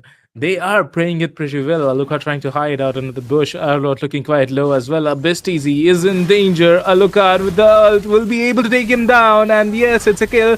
Dark looking in danger as well. Vengeance get popped out. He's quite low, but Cutthroat comes right at the point. Taking down Alucard. Viol will he be able to escape? And yes, she does.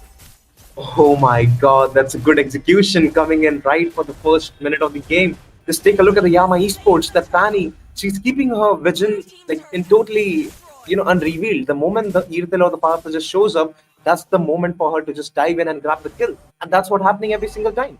So even right now, just look at the bot side. The Arlord, he might just go down again with the Lom. Look at the cables. Look at those phenomenal cables right there on the Lom. And the bot side goes down as well. Spider-Man into the play. Alucard once again trying to get caught out by a Viol, but it won't be successful for now. But look at Dark, the way he is zoning out everyone. Oh, that's definitely right. And like the first, not the orange buff right there, but the Dark and the Leonardo, he's a roam, but yet like look at the damage he's getting right there with the heavy spin.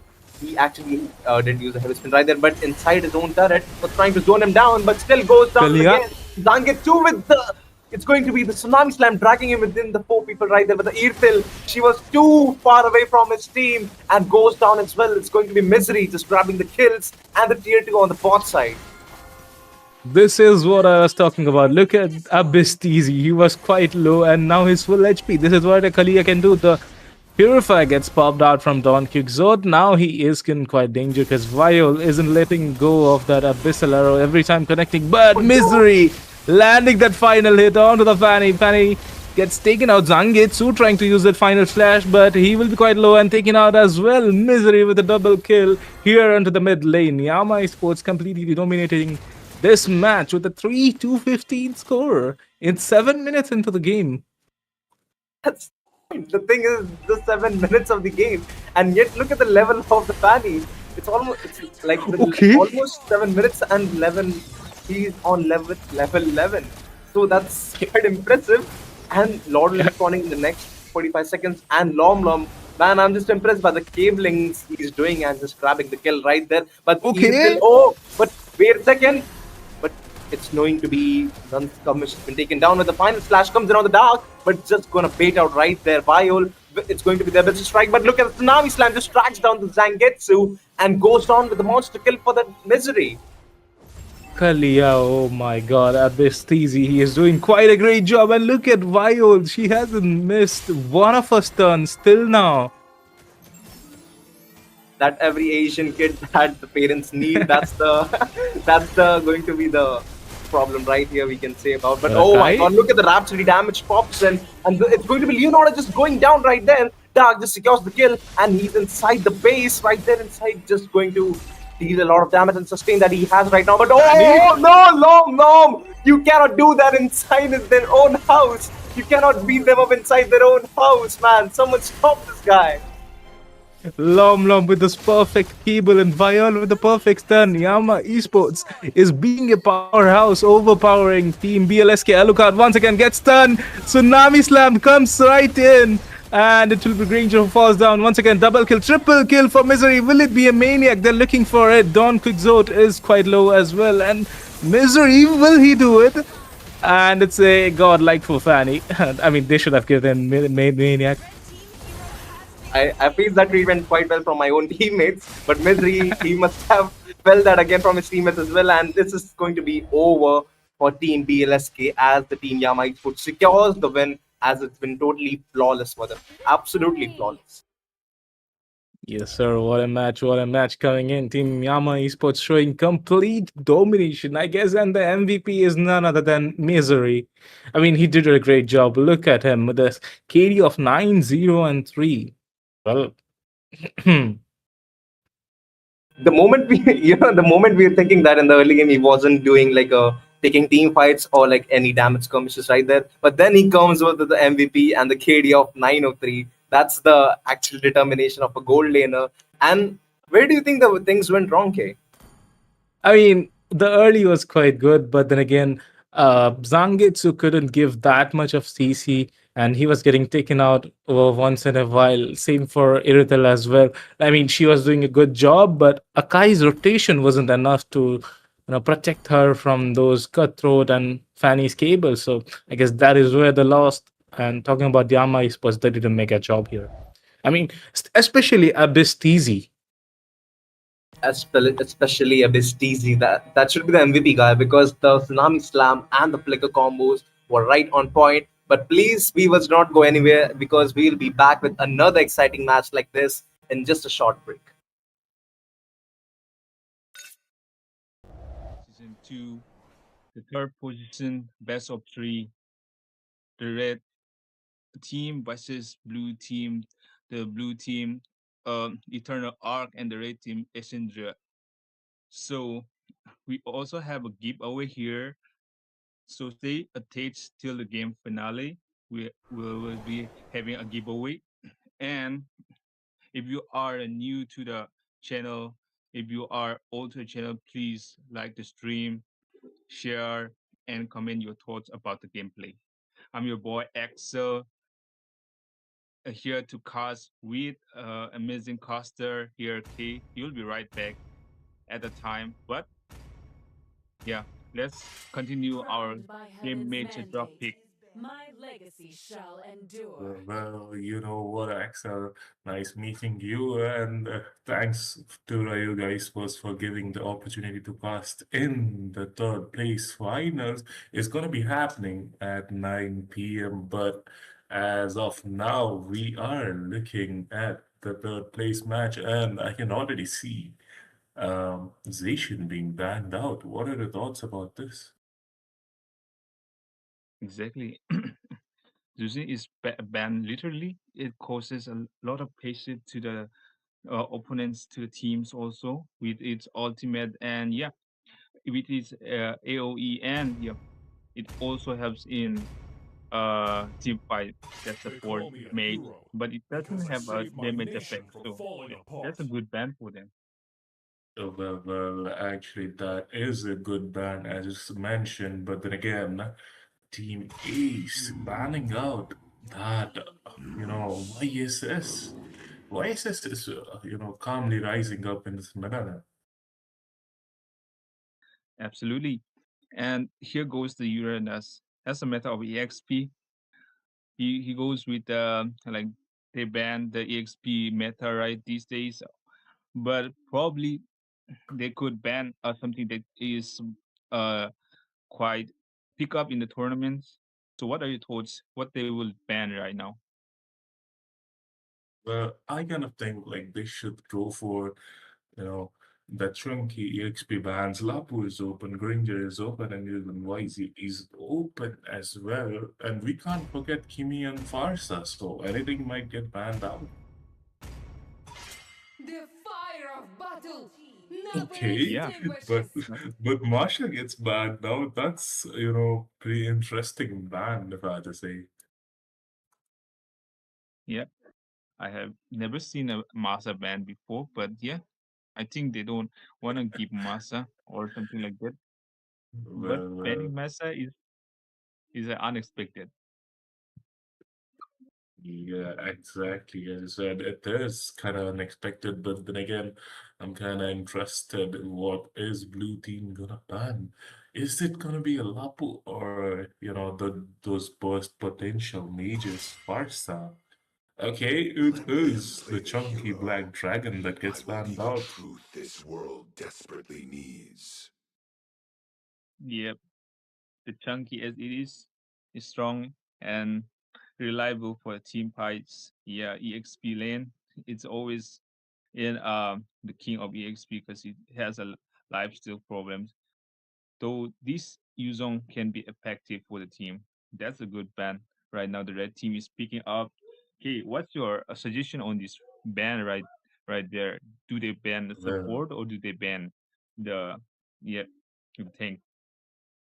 you know what? I'm kind of thinking they should ban that Lapu Lapu because, you know, Blue Team I am got the not the first only pick, one bound but by these okay, it's gonna chains. be that Phobius. But we can't forget about Lapu though. Like he is open, and we have seen in many matches that he gets picked The out, but it's gonna southern be seas are Kadita coming from my Snipes. domain.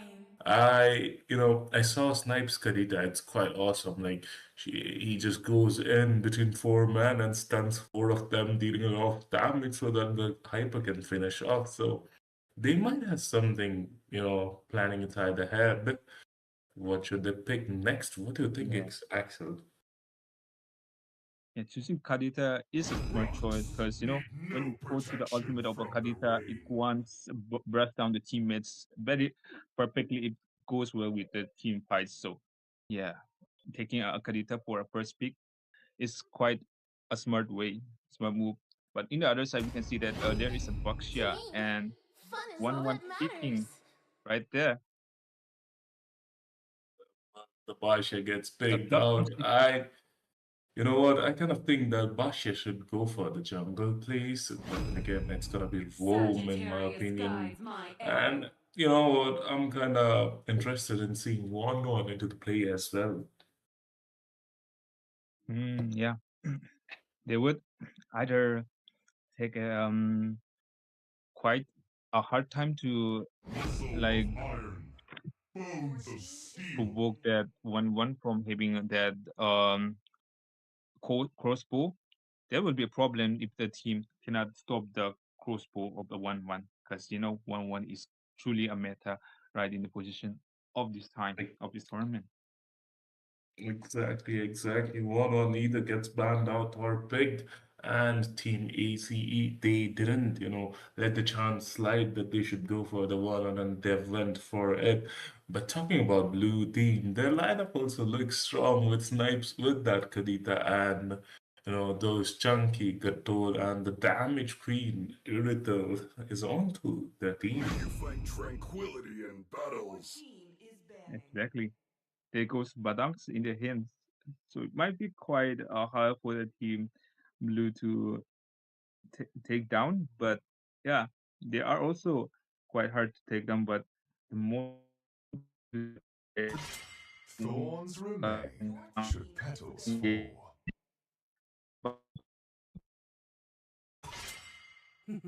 Well, I guess you're facing some Payback. internet issues, but we cannot let this slide. The Badang is onto the play, and Heads the up. blind lady gets taken Time's up. out as well. When we are talking about these picks, two of the assassins get banned out. What are your thoughts about this, Axel?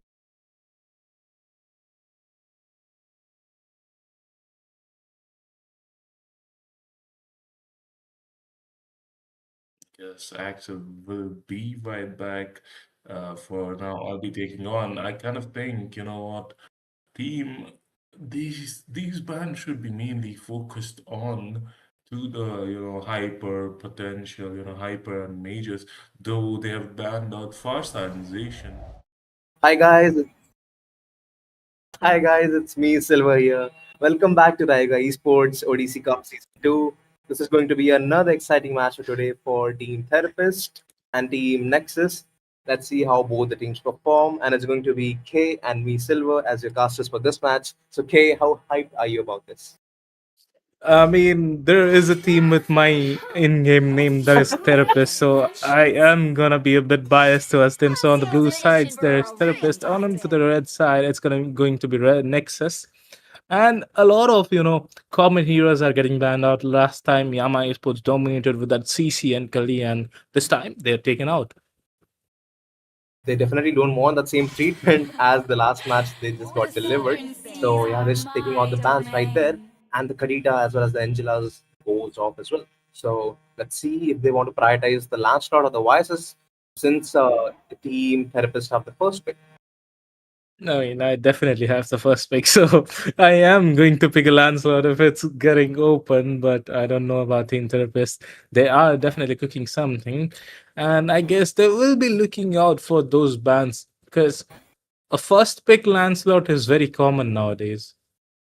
Yep, that's true. Pain So what would you like to, will from your steal perspective, life. what would you pick if you had the first like a pick for yourselves? Because the team name been taken from you, so I think you should just do the copyright strike Yeah, on them. I'm going to be the coach for them this match. If you guys are hearing, please listen to what I'm saying. And now, Professor, with the first pick, I guess they should go for the Lancelot if they can play. I mean, if they have a player who can play Lancelot pretty well.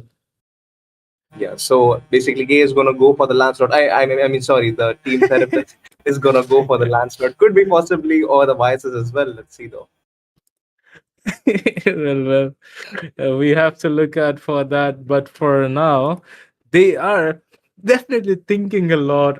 But when it's the first pick and the Lancelot and Vices is open, it is going to be the instant pick. But here comes the Abomination. Sorry, Uranus. I shouldn't pause between saying the name. That's definitely true. But let's see what the counter goes for right now. There's definitely an R out of the Phobius right there. But in laning phase, I'm pretty sure the Uranus wins in the early game because of the S7 and the stacking that he gets from his passive.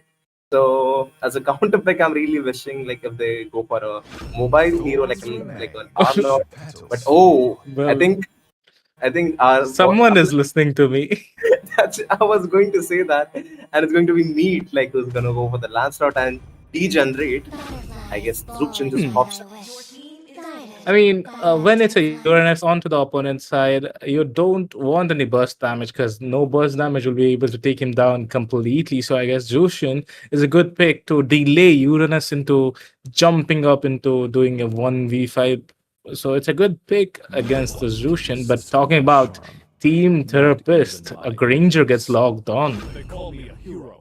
Only to Okay, save my nation YSS from comes falling in as well. apart. Lancelot versus YSS once again, the best junglers in the match. The Yep, meta. the best meta junglers right now, a Lancelot and the Vices. But I was pretty thinking against the Uranus, but an Baxia on Rome would actually work because of the anti heal that he has.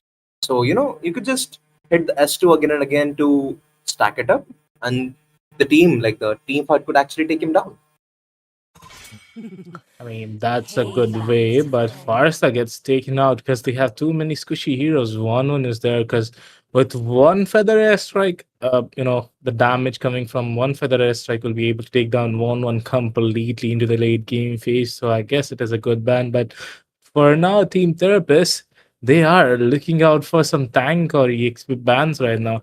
The Phobius is still there, but I guess that is what they're going to pick against that 1-1. I mean, they do have Uranus. Uranus can go into the room position, but then again, Lapu gets taken out from Team Therapist. So definitely, I think they don't want that Lapo for the early skirmishes because in the early game, in the first turtle, when the Lapo hits the level 4 power spike, the bravest fight, I'm pretty sure he would save that for that Vices and completely zone him off in the first turtle fight. So they definitely don't want that. But in the late game, I'm pretty sure the 1-1 is going to like give a ton amount of damage with the crossbow of Tang, as well as she has that Inspire. So could be an instant delete right there the moment she unlocks the ult. But let's see if they get all the team fights, in the early game. It's going to be the deciding one after the 6 minute mark. Yes, sir. I don't understand Team Nexus why they banned that Grok because they do definitely have the first pick onto that second pick phase, and banning out a good tank, which could be beneficial for them as well. It was kind of off ban for me, but looking at Team Therapist, they are going to go with that Arlot once again. That EXP gets banned out. They're completely locking down Team Nexus's EXP heroes.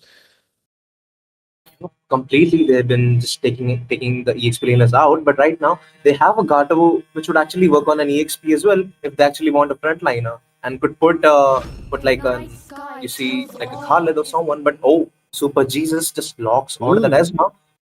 I think so. She lanes pretty well against the Uranus. Yeah, I mean, definitely she is the counter because Uranus gets that chunky shield and heal from the passive and that revitalize as well. So it is a good pick.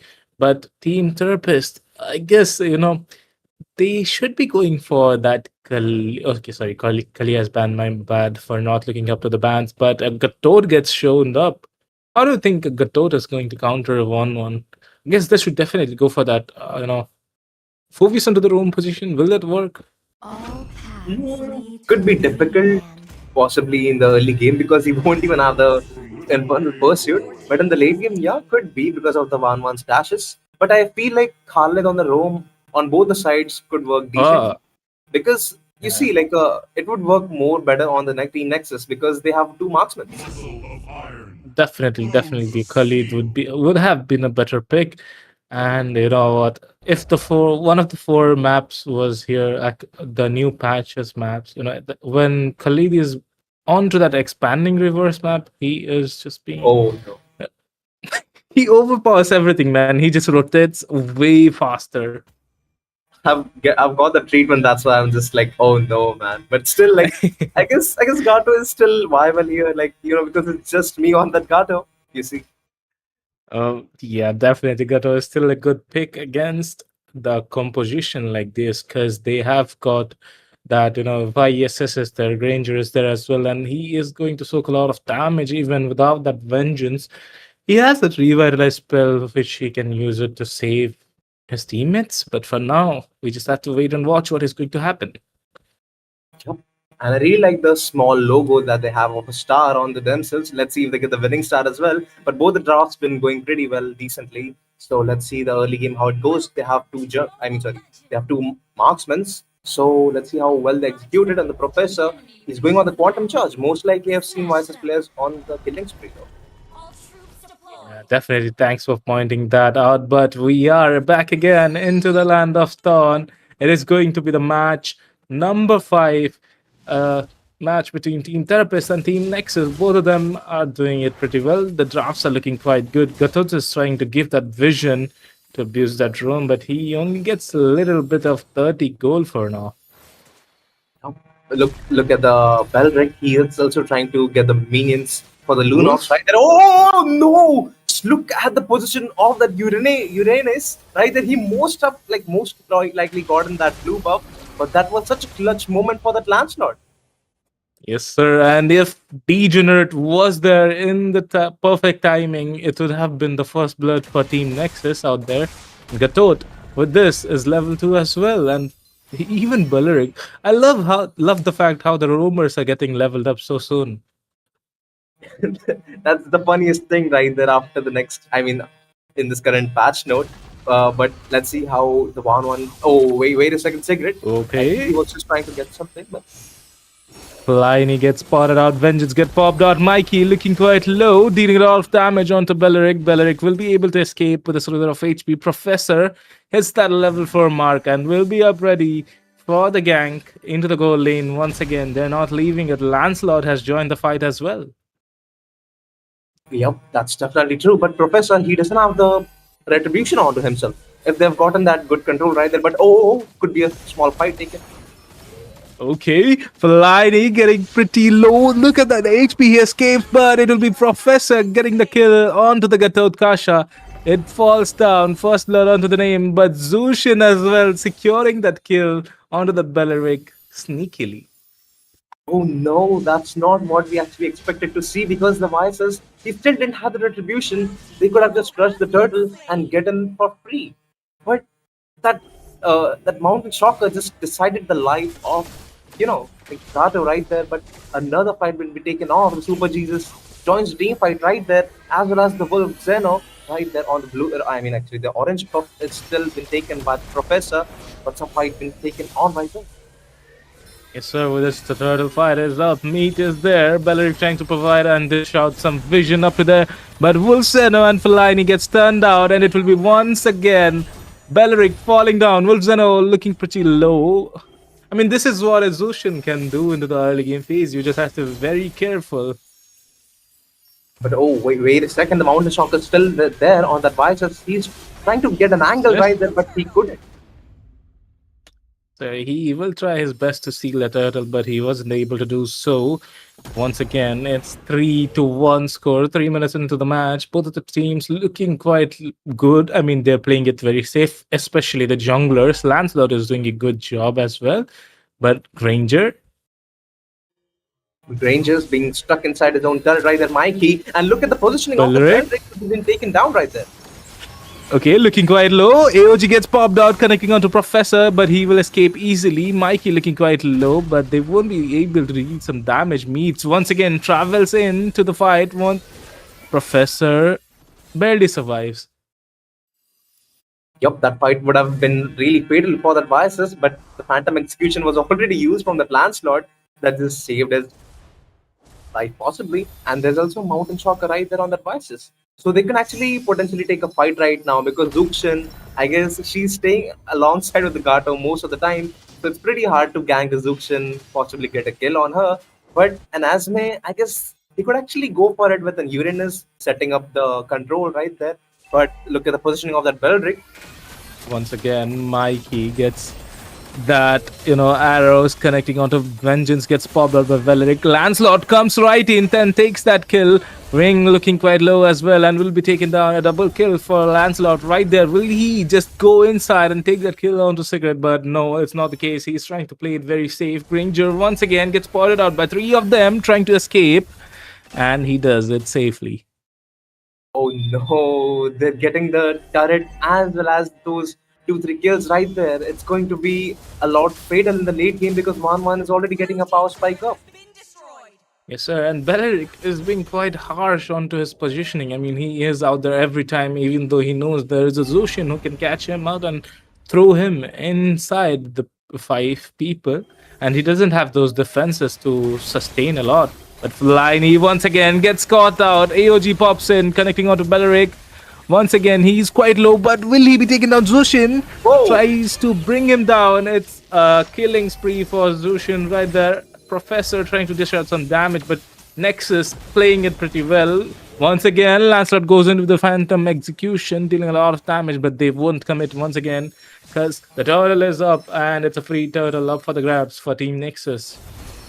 And what a phenomenal executions that's been happening right there from that Gato and the Zuxin. They're not even letting anyone go apart from that Lantern Flare and the AOG.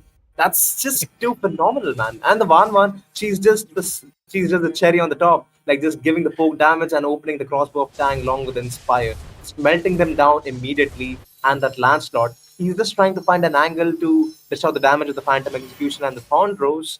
But there comes then a Vices on, like you see, like just trying to engage on that 1-1. But let's see, Yes. on the bot side, we could see another skirmish and the battle right there.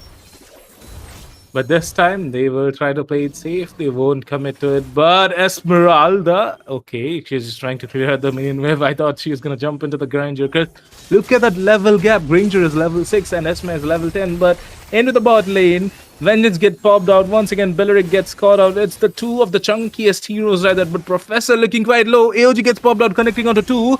It's a double kill once again for Team Nexus. Rang tries to survive. But off camera, Meat gets taken out for overextending. Esmeralda comes right in the clutch. Fellaini looking quite low once again. And it's a flicker play right there, taking the kill on to Belleric. Super Jesus. Jesus, what was that? No. That's definitely Jesus. That's the name you take when you're just about to die right there. And all you can see the Regenerate and just me, they're just still trying to get the objective of the bot tier 1. It's going to be Reng joining the team fight again, and Super Jesus along with just me. He's pretty low, but there's no enough damage to grab a kill on either of them. Yes, sir. And like Zushin is playing it pretty well. Degenerate, look at that KDA. It's 305, not making any mistakes. Taking out, using that Crimson Beacon on time and taking down heroes. Like pulling them up and throwing them heroes, that is a great CC. And that is why we know that Zushin gets banned most often.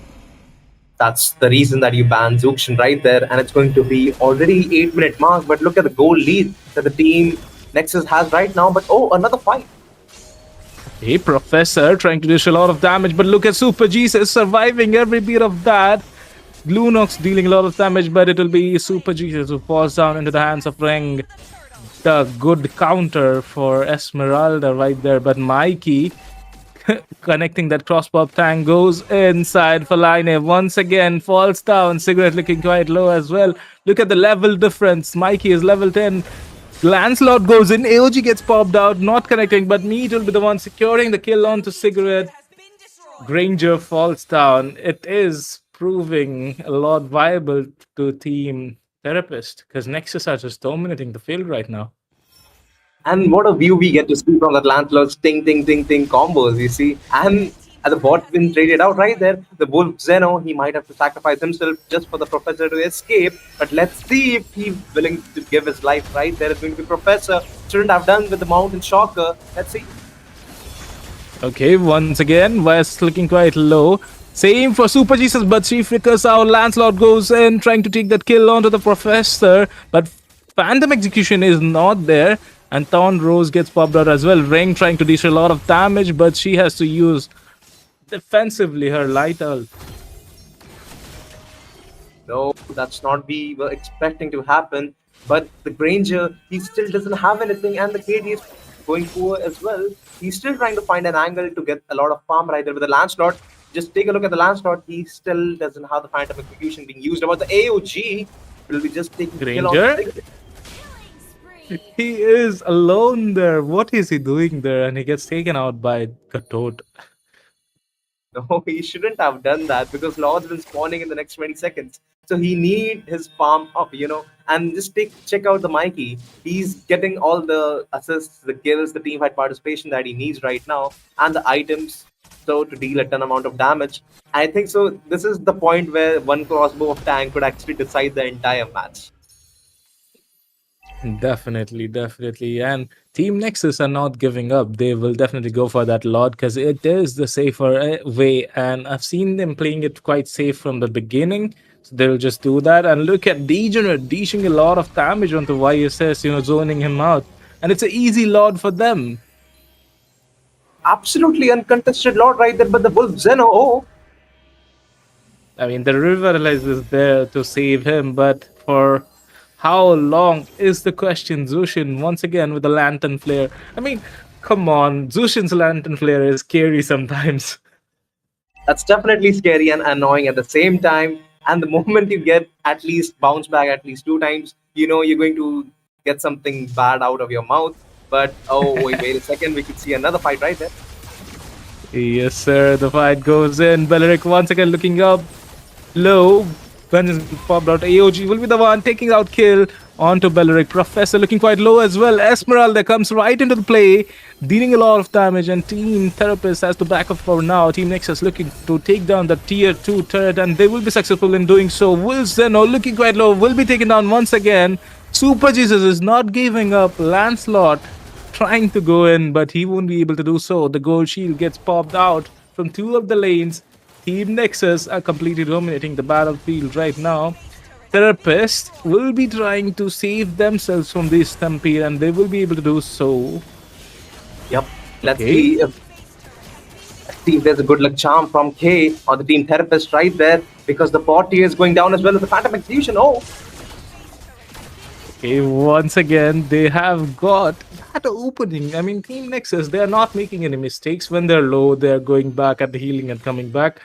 So it is up to Team Therapist. How are they going to strategize? Because Belleric is just going too much into the front line, I mean, too deep into enemy's territory. That is what is costing them the victory right now. I mean, Professor is doing a good job, but Granger can farm as well. He is very low onto the farm. Look at the level difference. Lancelot, Esmeralda, and even one is level 14, and Granger is stuck 3 levels behind. that's definitely scary in the late game if your gold laner doesn't have that much farm. But would I be wrong to say if the team therapist's been losing because the K has been actually cursed them out? What do you think that right now? Please let us know in the comment section right there. But we could see another fight could pop in because there's absolutely no turret been still wild right there. Nah, dude, we are good. We don't curse at all. But Team Nexus are definitely looking for a way to dethrone those therapist guys. I mean, I'll be very sad if they lose, but they will be making comeback. I'm gonna be a bit biased, but the conceal gets popped out by Gatot Kasha. They are looking for an opening right now. Oh my god. They are cooking something. What is happening in that bush?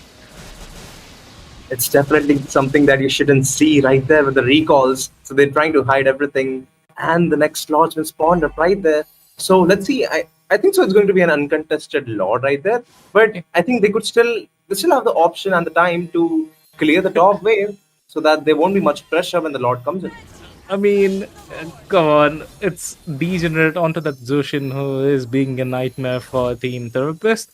The Lantern Flare is absolutely dominating this battlefield. Professor last time was pretty low, but once again, Esma tries to connect that ult, dealing him, a little bit of damage to that Belleric. I guess Belleric has those items now, but it won't be enough to survive a stampede of that Lancelot, Zushin, and Esmeralda at the same time. Yep. So let's see how they're setting up their fields right there. It's going to be AOG just pops in. Oh, Ooh. AOG misses out. Lord marching onto the mid lane. Order and Chaos gets used, but Meat will be looking for that kill onto the Lunox, and he'll be able to do so. Bait is quite wide open. Wolfzen are looking quite low as well. Will Team Nexus be ending this in a bit? And yes, it's done. Team Nexus emerged victorious in the match for Team Therapist. Tried their best, but they couldn't succeed. man, that Wan's crossbow of Tang and the Gato's AOG just baited out every skill, every flicker, every dash that the team therapist had on themselves, just forced them to go inside the base. Not even the base, inside their own fountain. But yet Yes, it was the sir. Gato he kept on going. He kept on going with Unbreakable. And after the AOG, he just went with the Revitalize as well. So he was trying to give as much as support as much as he can. And let's not forget of the degenerates. It's going to be Plant and Flare along the Crimson Beacon, just annoying them so much that Viasis and the Granger couldn't even join the team fight properly. Yes, sir. That is quite scary and he is the MVP of the match. But with this, I guess we have to take a short break. And there are more matches coming up, so people don't go anywhere. Till then, peace out. Season 2, the third position, best of 3, the red team versus blue team. The blue team, Eternal Arc, and the red team, Essendra. So We also have a giveaway here, so stay attached till the game finale. We will be having a giveaway. And if you are new to the channel, if you are old to the channel, please like the stream, share, and comment your thoughts about the gameplay. I'm your boy Axel, here to cast with amazing caster here, K. You'll be right back at the time. But yeah, let's continue our Crowned by game heaven's major drop mandate, pick. my legacy shall endure. Well, you know what, Axel?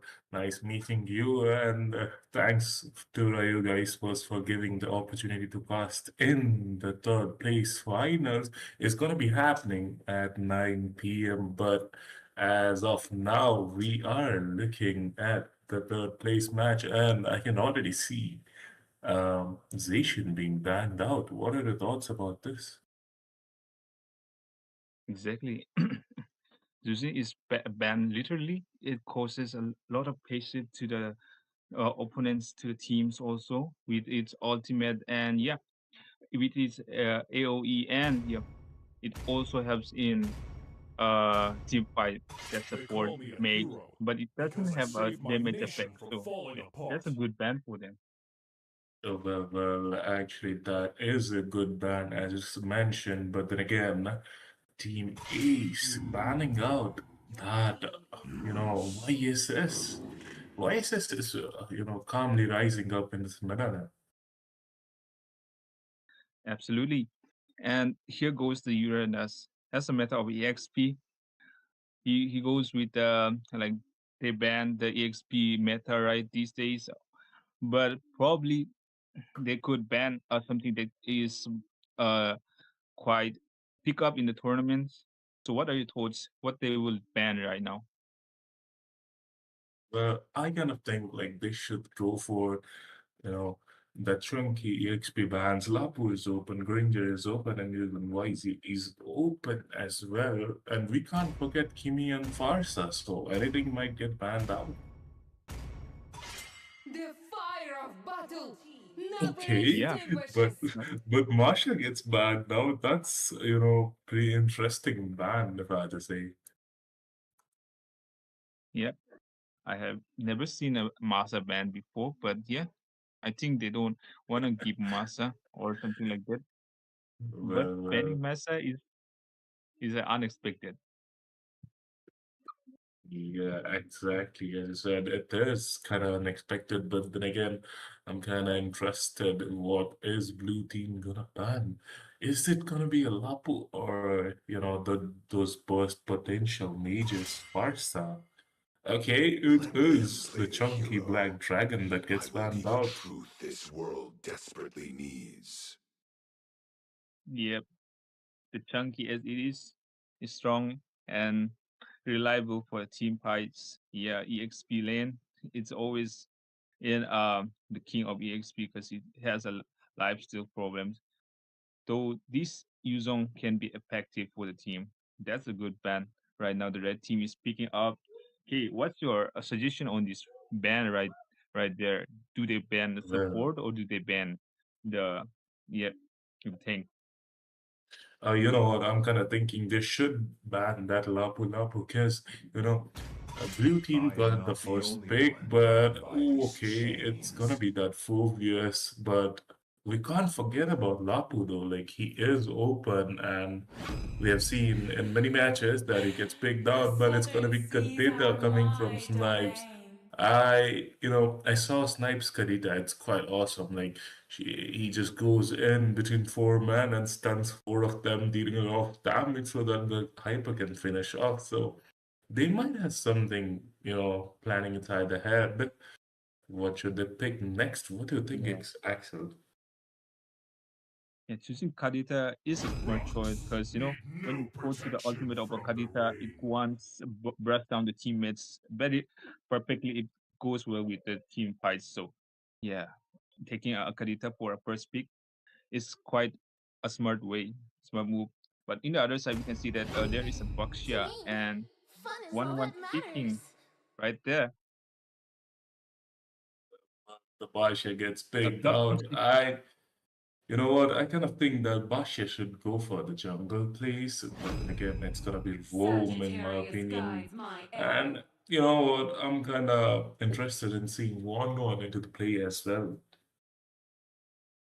Yeah, they would either take quite a hard time to Muscle like of iron, bones of steel. provoke that 1-1 from having that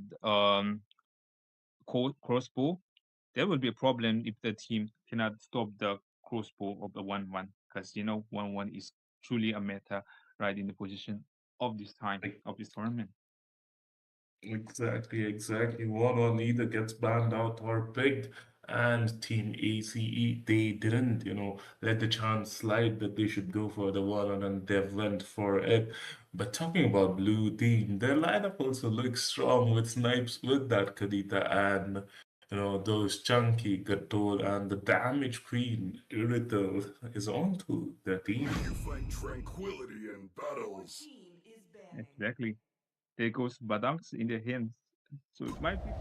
Well, hello, hello, welcome, welcome, ladies and gentlemen, boys and girls. We are back again in Odyssey Cup Season 2, powered by Ryuga Esports, and we're looking forward to this match because it's our own team, Ryuga Esports versus the Dominators, who have been dominating from the start. Straw Hats onto the blue side, and Team Ryuga Esports onto the red side. We are into the drafting phase currently, and the good picks, Ryuga's jungler picks the Lancelot, the YSS, the Angela gets banned out. And Team Ryuga Esports have gone with that generic ban the 4 years. Both of the teams are trying to ban out a single category like Team Ryuga Esports. They're looking for that EXP and tank. And same for Team Straw Hats as well. They're looking for that assassin pick. But once again, first pick goes on to Team Straw Hats. And the Grok is onto the battlefield by Godfather Ryuga Esports taking out the Zushin. We just saw that a Lantern player can be very dangerous in the battlefield, and the Zushin gets taken out by him along with the Kalia. They're cooking something. But look at that beautiful leaf skin right there. A reply coming from Team Straw Hats, Eve against Azushin. I mean, it can work to some extent. Is to try to play it safe because Eve also has a long range, and after the recent patches and buffs, she can just spam her first kill, and she'll get that movement speed to escape from the Lantern Flare of Sushin, so it's quite good here, I will say. Same thing with Esmeralda onto that EXP lane, because Kalia with that heal and shield, Zushin with that shield as well. So it is going to be a good pick. And if Chocolate Chan goes for that Blood Wings, then Esmeralda will be overpowered AF. And with this, the first picking phase is over, and we're looking out for that first ban coming in from Team Raiga Esports. It's none other than the Daddy Fred onto the chopping board. Straw Hats looking for another hyper ban. I guess, sorry, hyper is taken out, so they are going for that EXP and MM ban. I mean, a lot of MMs are open. One is still there looking out for the opening coming from Team Raiga Esports. And same for that EXP play because Lapu is still open as well. So, what are they going to ban is the question right now. I mean, talking about Arlot is also a good pick here. So we just have to look at what are they trying to ban here. Pasha with Gary ban. That is quite interesting ban coming because there are a lot of other MMs who are open right now. I mean, Carry can deal a lot of damage, but against the Eve, it shouldn't have worked. I don't think Ryuga Esports would have taken that, but she gets banned out, so we don't have anything to say. But Vishal, with that, another last ban coming from Team Raiga Esports. What are they going to ban here? Another ban, or is it going to be a hyper ban? Because they have taken out that Frederick Lance's ban, Vice's ban as well. But there is a slight chance a Hayabusa will be coming. But Kalia is onto the play, so I don't think Hayabusa will be the right one to ban here. But the takeout, the Irithel, the MM gets banned out. And I guess they're looking for that Ranger play right here or Harriet. So we just have to wait and watch what are they going to pick. But Team Straw Hats looking quite strong onto this ban. They need to take out one of the EXPs because Lapu is out there. Arlot is out there as well, along with a Uranus. So it's quite questionable which one is getting banned here.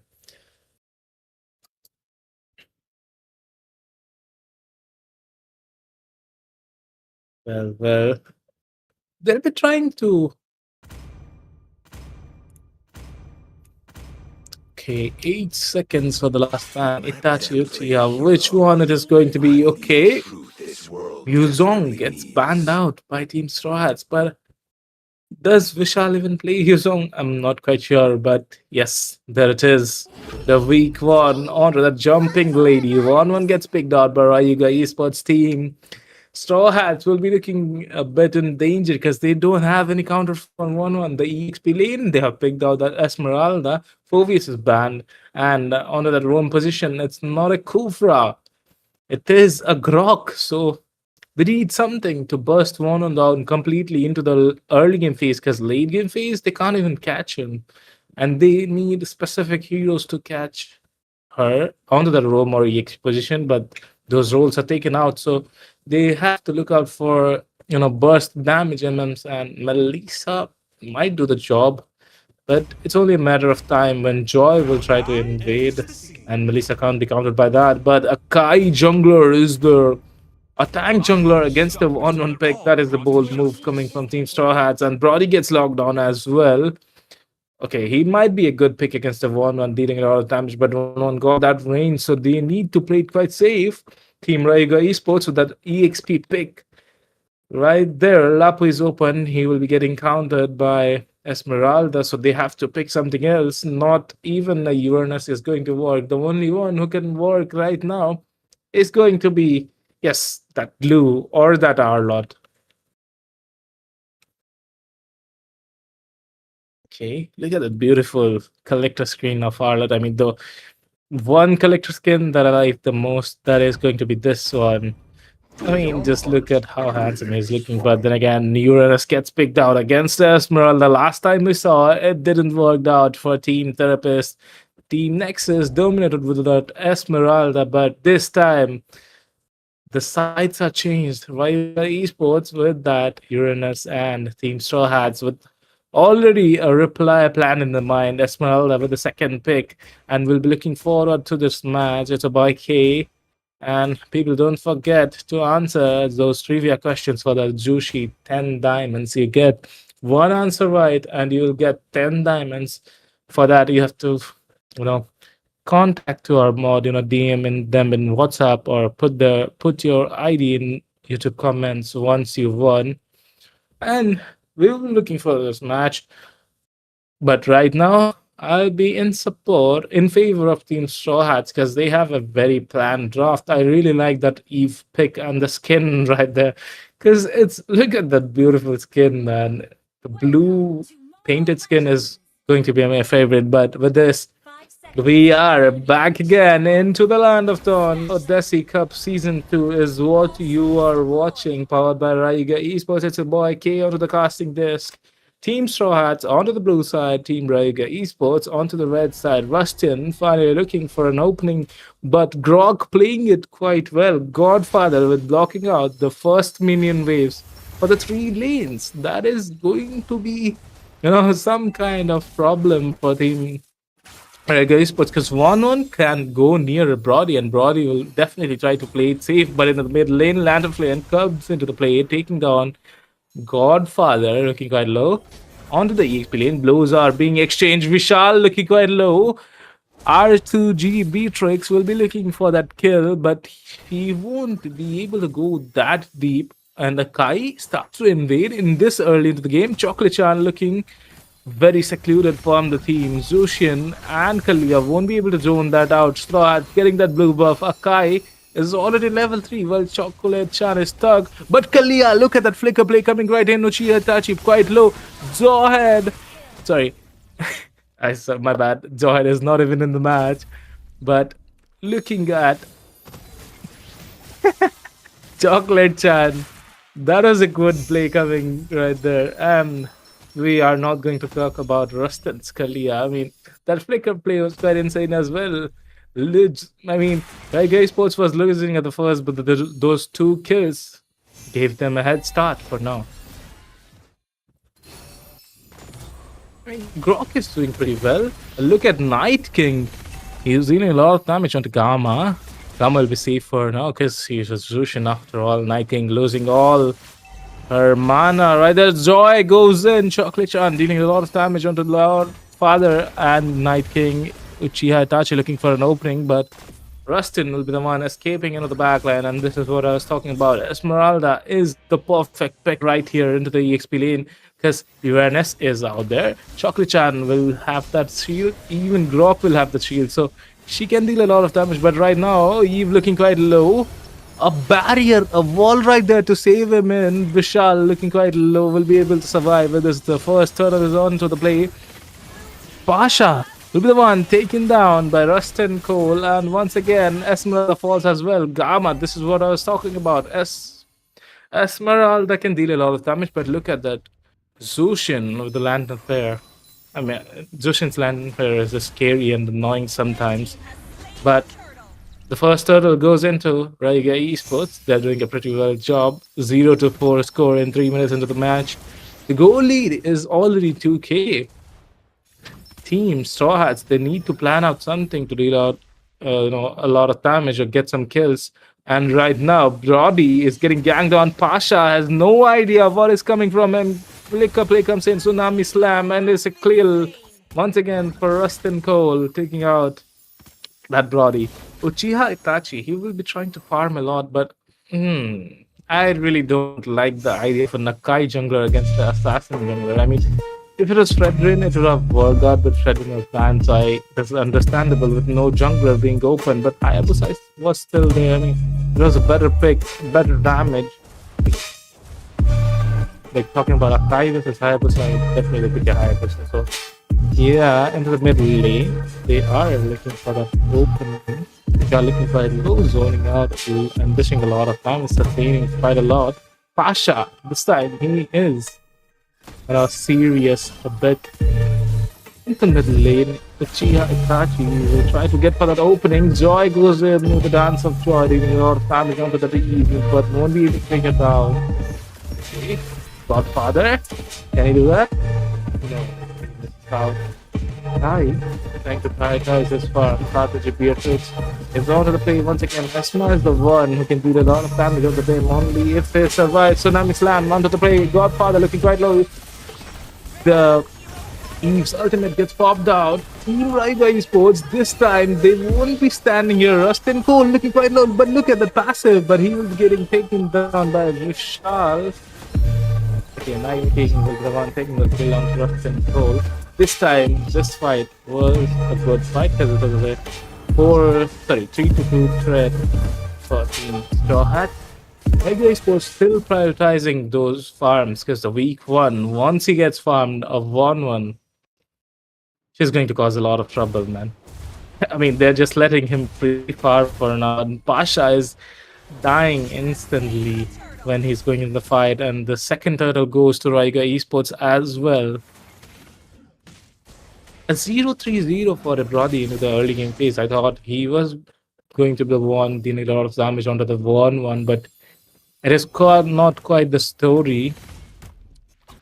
Well, Team Straw Hats are falling miserably for their plan.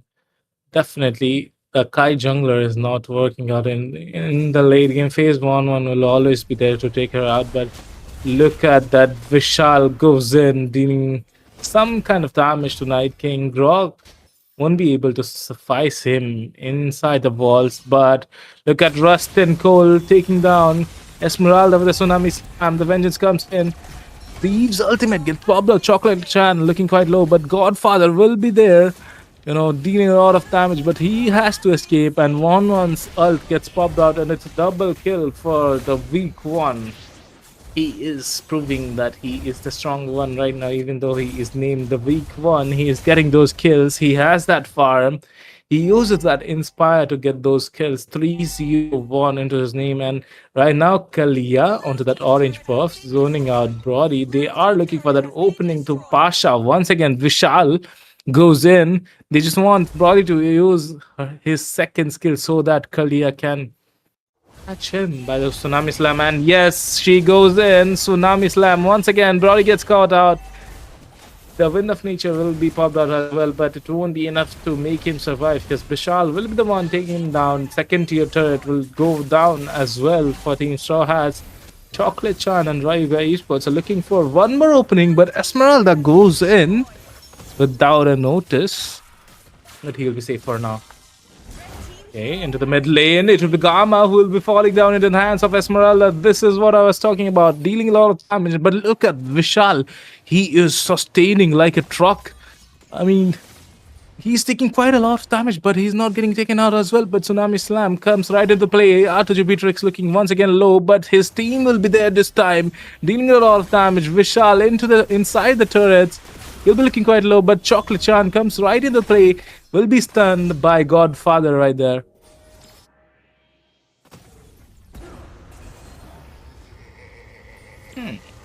I guess they do have a chance of making a comeback, Team Straw Hats, because the way R2G Beatrix is playing the game, even though she has a score of 1-3-2, but until and unless 1-1 isn't there in the battlefield, he's the one who is going to survive.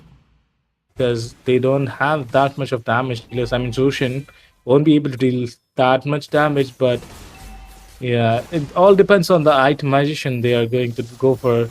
If Gamma goes for that Blood Wings, they are screwed because Esmeralda will be dealing a lot of damage, and this the first lot of the game. 8 minutes mark has been hit, and Team Raiga Esports will be touring that Lord down to very low HP, and Team Straw Hats are looking for an opening. Itachi Uchiha gets spotted out by Godfather, and the Lantern player is right there. Vishal into the back line. Rustin Cole trying to pop out that Tsunami Slam, but Pasha looking quite low will be taken down by Vishal, dealing a lot of damage. Weak one is right there, but he won't be able to pop out that ult.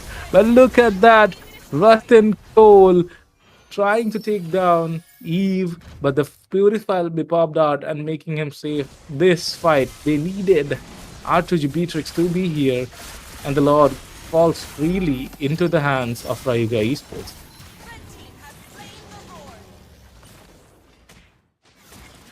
I mean, they are playing it quite safe. I mean, look at R2G Beatrix is trying his best to push out lanes. He's the only one who's level 11 in the team, a level higher than Rega Esports Rome and Mid. But talking about every other player, they're definitely not doing good. Straw Hats, they need to pull something up, like a quite, the wall and stun combo coming from Akai and Rock will be able to help them down, but they won't be able to, dish out a lot of damage to Vishal because he is the one who is traveling into the back line, providing that vision and trying to be a bit viable. But Lantern Players pops out, taking down Esmeralda into the midst of the enemies. Rustin Cole looking for an opening. He'll be quite low. But look at that. R2G Beatrix getting completely countered by the weak one. The damage is quite insane. The Vengeance get popped out as well. Team Ryuga Esports will be able to end this in a blow. The Lord goes down into the bot lane. Inhibitor looking quite low, but Uchiha Itachi, look him. He is onto the back line, dealing a lot of damage, but he will be the one surviving this fight right now. Godfather with the perfect stun. Kalia trying to pull out Pasha with the Tsunami Slam, but he won't be able to do so. But Lantern Flare comes right into the play, taking down 2 members of Team Straw Hats. Team Ryuga Esports, a 3-for-2 trade.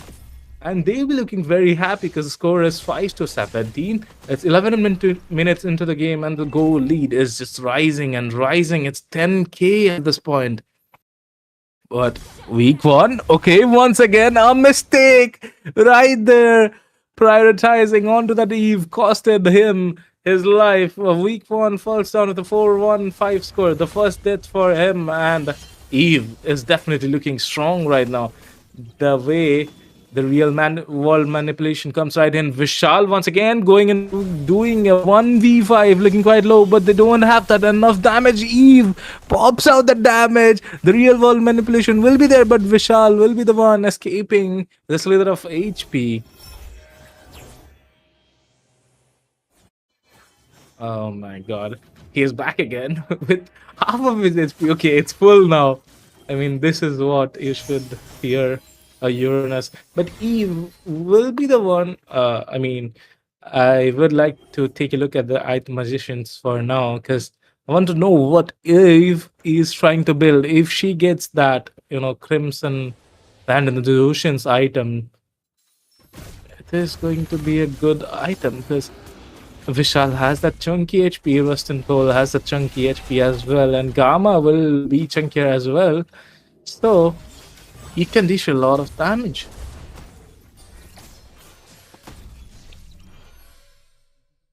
Right now, Raiga Esports prioritizing onto the Lord. It will be second uncontested Lord right there.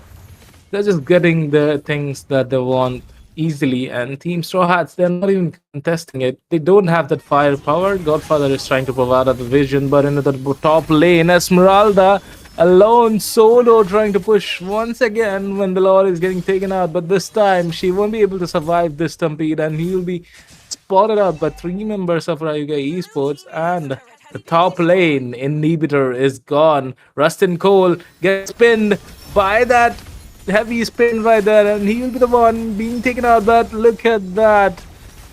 Immortality comes right there into the play, and he'll be safe for now. I mean, Kalia doesn't even need to go back to base. She can just heal from those creeps right there. So, Raigo Sports are doing pretty well. The draft that they did here was pretty good. Even talking about like keeping the Hyper and the pick aside team, Straw Hats also did a great job, but once again, Nakai gets spotted out, but it won't be able to complete One-On's passive. But look at that massive damage coming from Eve. One-On gets half HP.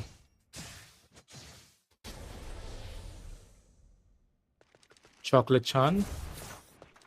Okay, it is looking pretty decent for now. Both of the teams trying to play it quite safe, but Tsunami Slam gets popped out. Heavy Spin will come right into play. Uchiha Itachi will be dragged down outside of the turret, and he'll be the one falling down first by the hands of week one. And the Ryuga Esports, they'll be looking for an opening, but look at that Esmeralda popping that vengeance out, dishing a lot of damage. Eve trying to control the field by the real world manipulation, but Brody goes in. Pasha, will he be able to take down Zushin? And yes, he does. Vishal will be the one replying back, and he'll be the one taking down Pasha once again. They don't have the firepower to defend the minions. The base is quite wide open. Raiga was trying the best to end it all, and yes, sir, it ends well for them. Raiga Esports securing the victory onto Team Straw Hats. It's a phenomenal, dominated victory right there. We'll be looking at the MVP, the scores right there. And I guess it will be none other than, yes, the guy who was diving into the back line, dealing a lot of damage, providing a lot of visions, and being tanky as hell. Vishal onto the Uranus is the MVP of the match. And Night King, yes, sir, you did a good job as well, but it wasn't enough. Team Straw Hats journey ends right here, and Roiga Esports will be moving to next round. But for now, before moving into the next round, we'll be try to take a short break, and we'll be right back. See ya. Season 2, the third position, best of 3, the red team versus blue team. The blue team, Eternal Arc, and the red team, Essendra. So we also have a giveaway here. So stay attached till the game finale. we will be having a giveaway. And if you are new to the channel, if you are old to the channel, please like the stream, share, and comment your thoughts about the gameplay. I'm your boy Axel, here to cast with amazing caster here, K. He'll be right back at the time. But yeah, let's continue our Crowned by game heaven's major drop mandate, pick. my legacy shall endure. Well, you know what, Axel? Nice meeting you, and thanks to you guys first for giving the opportunity to cast in the third place finals. It's gonna be happening at 9 p.m. But as of now, we are looking at the third place match, and I can already see Zacian being banned out. What are the thoughts about this? Exactly.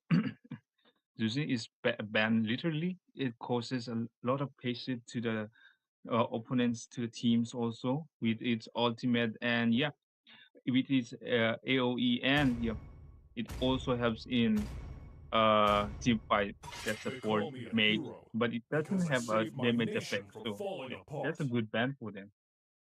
Actually, that is a good ban, as you mentioned. But then again, Team Ace banning out that, YSS. YSS is, calmly rising up in this manner. Absolutely. And here goes the Uranus. As a matter of EXP, he goes with like they ban the EXP meta right these days, but probably they could ban something that is uh quite pick up in the tournaments. So what are your thoughts? What they will ban right now? Well, I kind of think like they should go for, you know, the chunky EXP bans. Lapu is open, Granger is open, and even YZ is open as well. And we can't forget Kimi and Farsa, so anything might get banned out. The fire of battle never Okay, Yeah, but extinguishes. but Marsha gets banned now. That's, pretty interesting ban, if I had to say. yeah. I have never seen a Masa ban before, but yeah, I think they don't want to give Masa or something like that. But Well, banning well, Masa is unexpected. yeah, exactly. As I said, it is kind of unexpected, but then again, I'm kind of interested in what is Blue Team gonna ban. Is it gonna be a Lapu or, those burst potential mages, Farsa? Okay, it Let them is play the the chunky hero. black dragon that I gets will be banned the out. truth this world desperately needs. Yep, the chunky as it is strong and reliable for team fights. Yeah, EXP lane. It's always in the king of EXP because it has a lifesteal problem. Though this Yuzong can be effective for the team. That's a good ban. Right now the red team is picking up. Okay, what's your suggestion on this ban right there? Do they ban the Well, support or do they ban the yeah you think? you know what? I'm kind of thinking they should ban that Lapu Lapu because, Blue Team I am got the not the first only pick, one bound but by oh, this okay, it's gonna chains. be that Phobius. But we can't forget about Lapu though. Like he is open, and we have seen in many matches that he gets picked The out, but it's gonna southern be seas are Kadita coming from my Snipes. domain. I saw Snipes Kadita. It's quite awesome. Like he just goes in between four men and stuns four of them, dealing a lot of damage so that the hyper can finish off. So they might have something, planning inside their head. What should they pick next? What do you think, Yeah. Axel? Yeah, choosing Kadita is a smart choice because when No you go to the protection ultimate of a from the Kadita, it rain. wants breath down the teammates very perfectly. It goes well with the team fights. So yeah, taking a Kadita for a first pick is quite a smart move. But in the other side, we can see that there is a Baxia and Fun is all one that matters. picking right there. The Pasha gets A picked top out. 260. You know what? I kind of think that Basha should go for the jungle place, but then again, it's gonna be Rome in my Sagittarius opinion. guides my arrow. And you know what? I'm kind of interested in seeing one going into the play as well.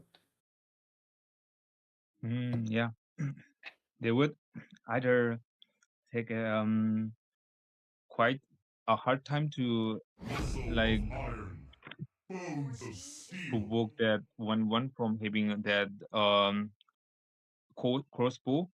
There will be a problem if the team cannot stop the crossbow of the 1-1, because 1-1 is truly a meta right in the position of this time Like, of this tournament.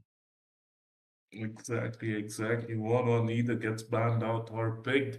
And Team ACE, they didn't, let the chance slide that they should go for the one and they went for it. But talking about blue team, their lineup also looks strong with Snipes, with that Kadita and, those chunky Gator and the damage queen, Irithel, is onto their team. You find tranquility in Your battles. team is banned. Exactly. There goes Badanks in their hands. So it might be quite hard for the team blue to take down, but yeah, they are also quite hard to take down. But the more Thorns remain Your should team is petals banned. fall.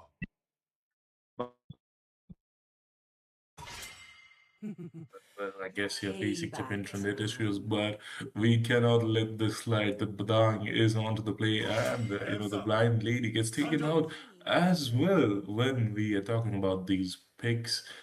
Two of the assassins get banned out. What are your thoughts about this, Axel?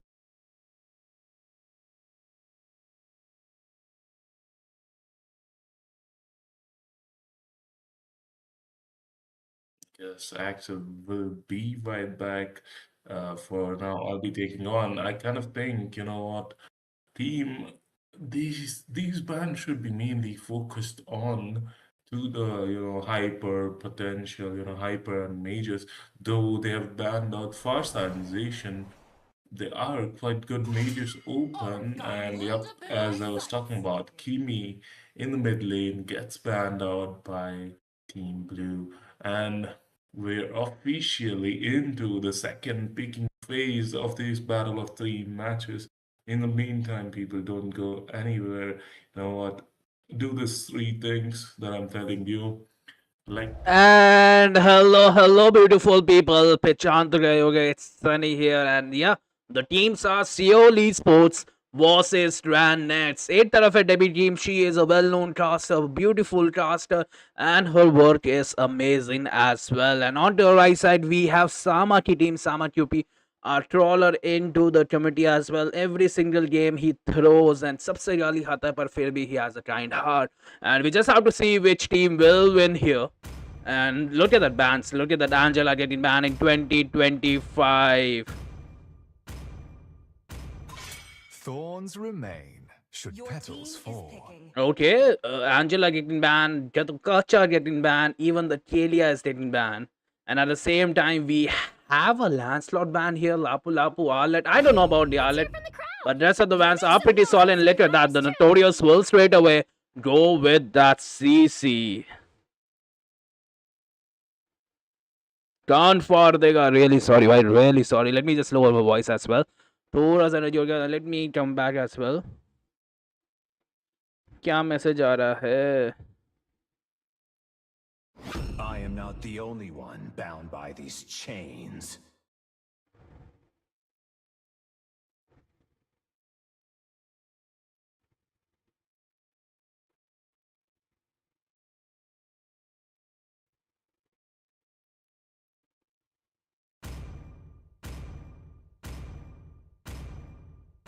Okay, a Phobius is there again a CC. The CC does struggle into the early game, but the late game it is CCW. So there are the fans. Let's go. It's a girls lineup there.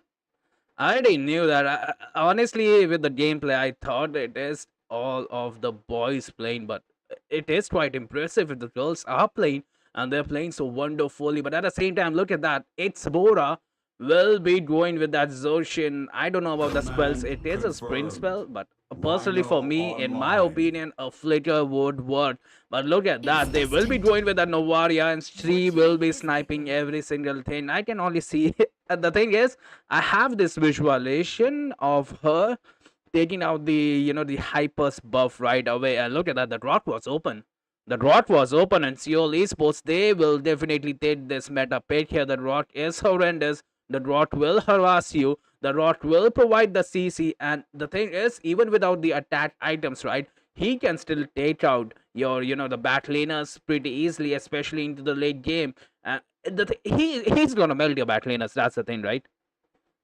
Why are you saying let's do girls, man? Why are you saying let's do? Sheesh, why you just say let's go girls, fan?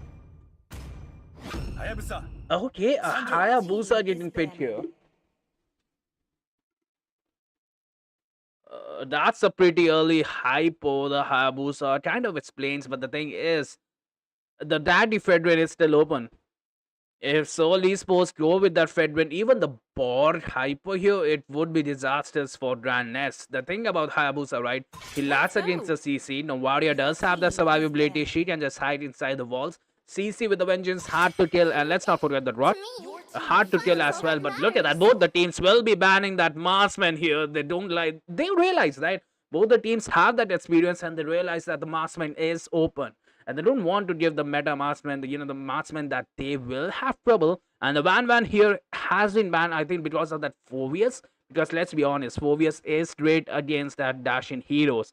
And why will you go for the Phobius? Because you are picking a Dashin hero there. And Irithel, it's self-made, right? It's self-explanatory. Irithel is being a menace, and it's been 6 months. She has been nerfed, she has been buffed, but still she is in the meta, dominating the store lane, melting the enemy's lineup right and left. ठीक है भाई Davy ठीक है देख रहा हूँ भाई They call me a hero because I saved my nation from falling apart. Your team is picking. Okay, a YSS getting banned here, and same for the Hylos. Experience the euphony of suffering. Honestly, I don't understand the Hylos pick, but I might be missing something in Toby here with that vengeance onto that Sylvana. We all know the Sylvana. You cannot escape her ulti, right? Once you're in his ulti, you are dead. And Thailand here will be going with that Ranger. Ranger is a solid pick. And at the same time, they will be going with a Guniva. One of my fans would be happy here. Kenpachi, are you happy because of that Guniva pick here? He is a former global Guniva, one trade Guniva there. And we have seen a lot of Guniva even into the professional scenes, right? So for me, I am happy. Like, she was an underrated hero. I have seen her doing wonders in 1v1, in 5v5 tournaments, even onto the XP lane. She will harass your XP laner. And as we move towards the, the late game, she is going to harass your back laner. She will be hiding into the bushes. That's the thing, right? And for the counter, it is going to be a Badang. And I don't think so the Badang will be able to provide that vision here, especially against the drought, right? But the Badan Thunderbelt, I can't see that working. And we just have to see how both the teams will perform on to the land of Dawn here. Badan will be the last pick here for Grand Nest. And that's the thing, yeah. The draft, it is kind of tilting towards Seal Esports here. But at the end, right, it is all about that execution, that synergies, the communication and the advanced rotation as well. You have to have that adaptability, right? Especially in a game like Moba 5v5, because adaptability is the name of the game. You have to read your enemies. You have to, have those counters on your tips. And we just have to see how both the teams will perform here. It is still loading here.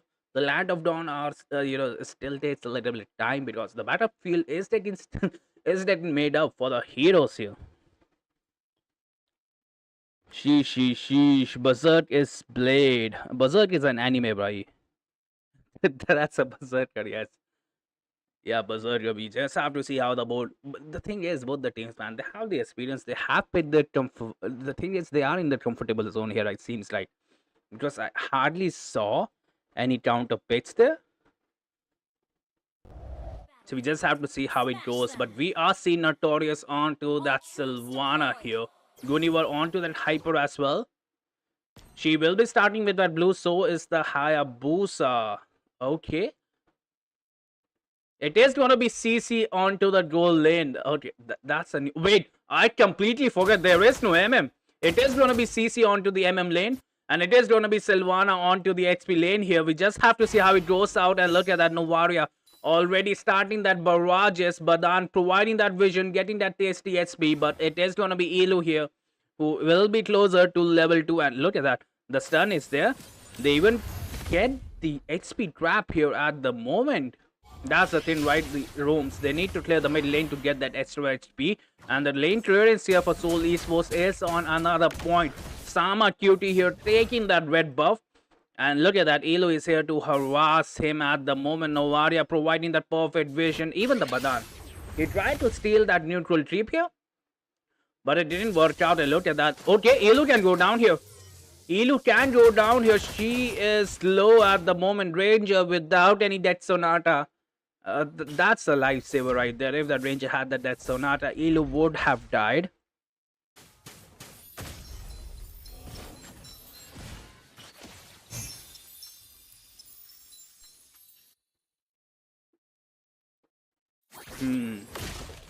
We just have to see how it goes. But right now, Berserk is on to the bottom lane here. He is on to that Patko. A perfect skill. He jumps on. The backup is here. Gunivar inside the turret gets that damage.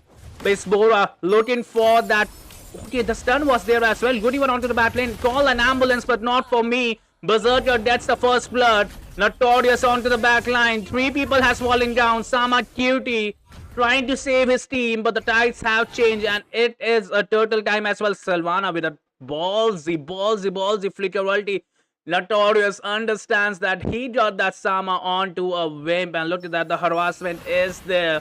It's Borod gets trapped between the wall, and it is a little sad, right? Seoul Esports, they had the chance to take the turtle, but they realized that they are already ahead by 1k, so they can delay the turtle here. And right now, Grandness, they need an answer here, because the way they got outplayed onto the bottom lane, they cannot do this, especially against the orthodox picks. You don't want that Sylvana with that farm up. Okay, that's a nice initiation there. We might see Sminky go down. She goes down as well. But look at that, Gunivar onto the bot lane. She gets that kill onto its Bora. Mage, what a mage here. Phobius gets taken down. Hayabusa onto the back line.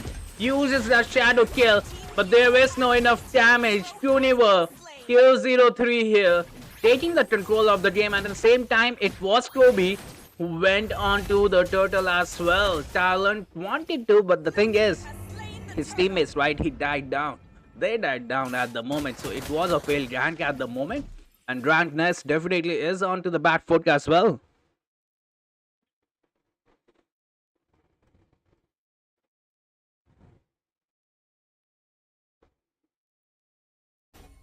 And look at that Rotman providing that perfect vision. They don't have enough damage at the moment. Okay, the beautiful fits has been used, and it is going to be Drot who gets taken down. Elu might have, overstayed his welcome, but at the same time, look at the Novaria harassing that Esbora, and at the same time, they are harassing that Phobius.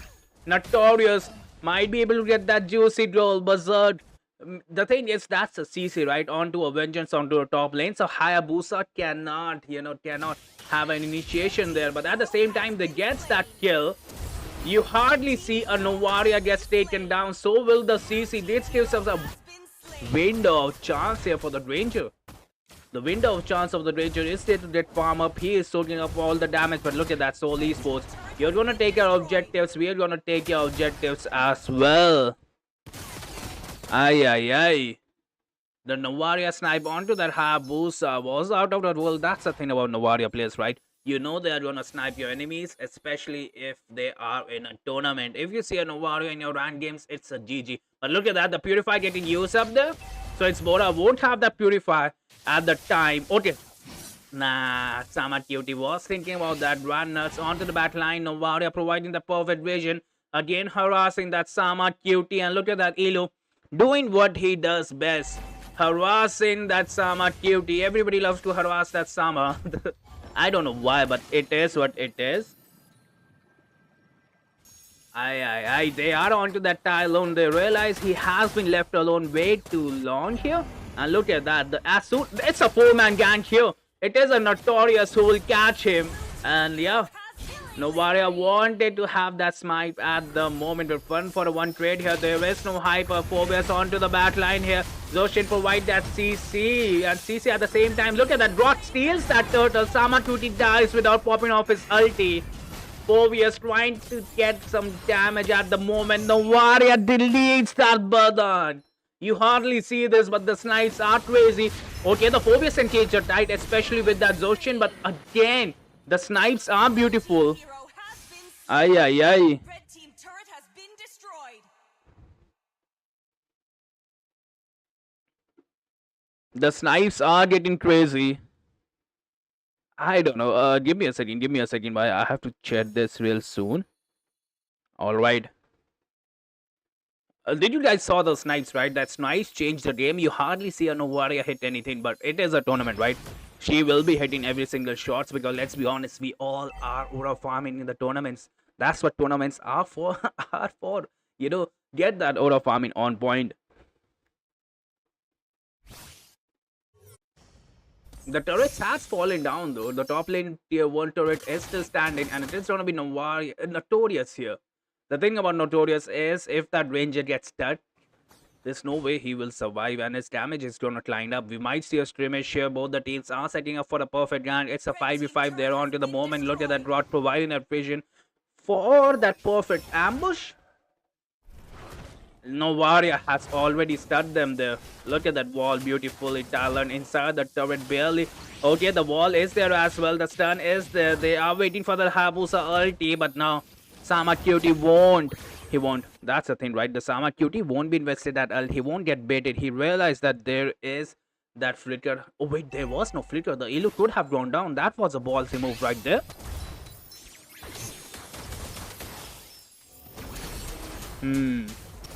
Look at that, the Phobias onto the back line, but he will get melted here. He might have engaged when the Hayabusa is onto the bot lane. And look at that, Guvidor onto the back lane as well. She is inside the turret. She is onto the 1 HP. Talon providing that massive damage. 2 people have fallen down. So is the Seoul Esports. But look at the snipe. The snipe gets its troll. That's a double kill snipe there. And Hayabusa is pushing the bottom lane. That fight was going so well for Grandnets unless that Minkley comes in with a double snipe. She is 318. She has the game in the control. She is the sniper. She has that aerial strike there. She is providing all the strike at the moment. That's the thing, right? That's the beauty. The double kill at this stage in the tournament. It's just crazy itself. Grandnets, they need to mark this Novaria down if they need to win, man. Honestly speaking, the Novaria has been a menace. It is a 5 people onto the top lane here, Hayabusa, man. You cannot get harassed by Elu like that again and again. His teammates can just see through the wall, right? And it's a transparent wall as well. So that's why the screen is there, right? A transparent wall screen just so your teammates can see what's happening with you.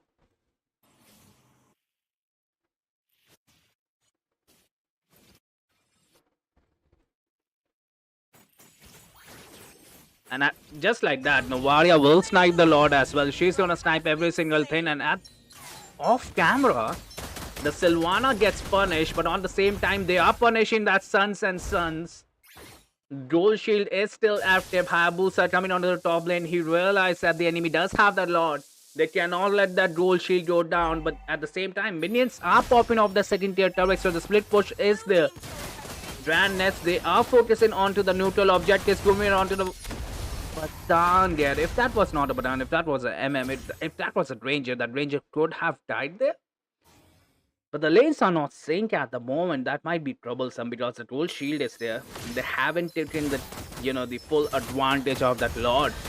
And look at that Grot providing that CC way too early. This might be bad Seoul Esports. They might be throwing here. Their mid-game synergy is not there. I'm not happy with them. Grandnets, I'm happy with you guys. Okay, +1 points for Grandnets right there.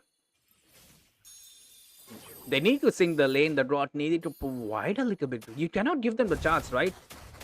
You cannot give them the chance. You cannot underestimate your enemies. But the next batch of minions are here. We might see initiation here. 4 people down here. The Grot provides that wall. The first inhibitor turret will go down. That's the Seoul Esports, I know, and at the same time, look at that. They might go for the top lane. Silvana gets taken down as well. Hayabusa onto the back line. He is not caught. He is onto his blue buff. The level is still 11. This might be bad here. Ranger is there with that Death Sonata as well. Grand Nets is the one providing that pressure at the moment. Drop onto the backline, but there are no damage. Sheila drops that taken down. CC onto that 1 HP. The flicker has been used. At the same time, look at that. Toby gets taken out. So is the Tylone Gunova. Did pop up a cell. Gets taken down by Sama Cutie. Grandness. They are not given this win easily. They are making Seoul Esports work for it. But no. Deleted. Destroyed. Sama Cutie gets shit on right here. Don't worry, man. She is the queen of sniping right there. How many times are we gonna see this? Why is Grandnet so predictable right now? They need to realize that the warrior, she is reading them. She's reading them write a book, man. You cannot do this. You cannot do this, no warrior, again and again. But the thing is, the next lord will be spawning in the next 30 seconds, and we just have to see how it goes, right? Because Radness, they are taking good team fights. But it's the Novaria who is sniping the low HP heroes.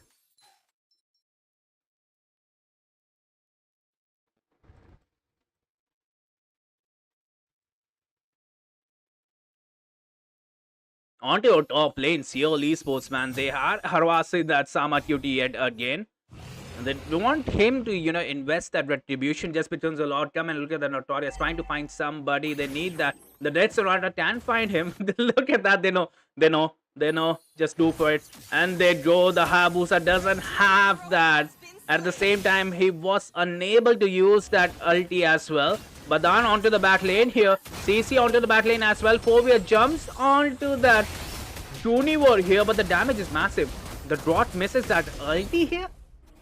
But the damage was there. The minions are pushing onto the top lane. The turret will survive onto that 1 HP. Novaria did get the snipe onto that Fovius. So he is low and they cannot contest this. They cannot contest this, especially if they don't have that Hayabusa. But the thing is, Randnets, I can see a comeback coming here. Seoul Esports, they need to pull up their socks. They need to end this game with this Lord here.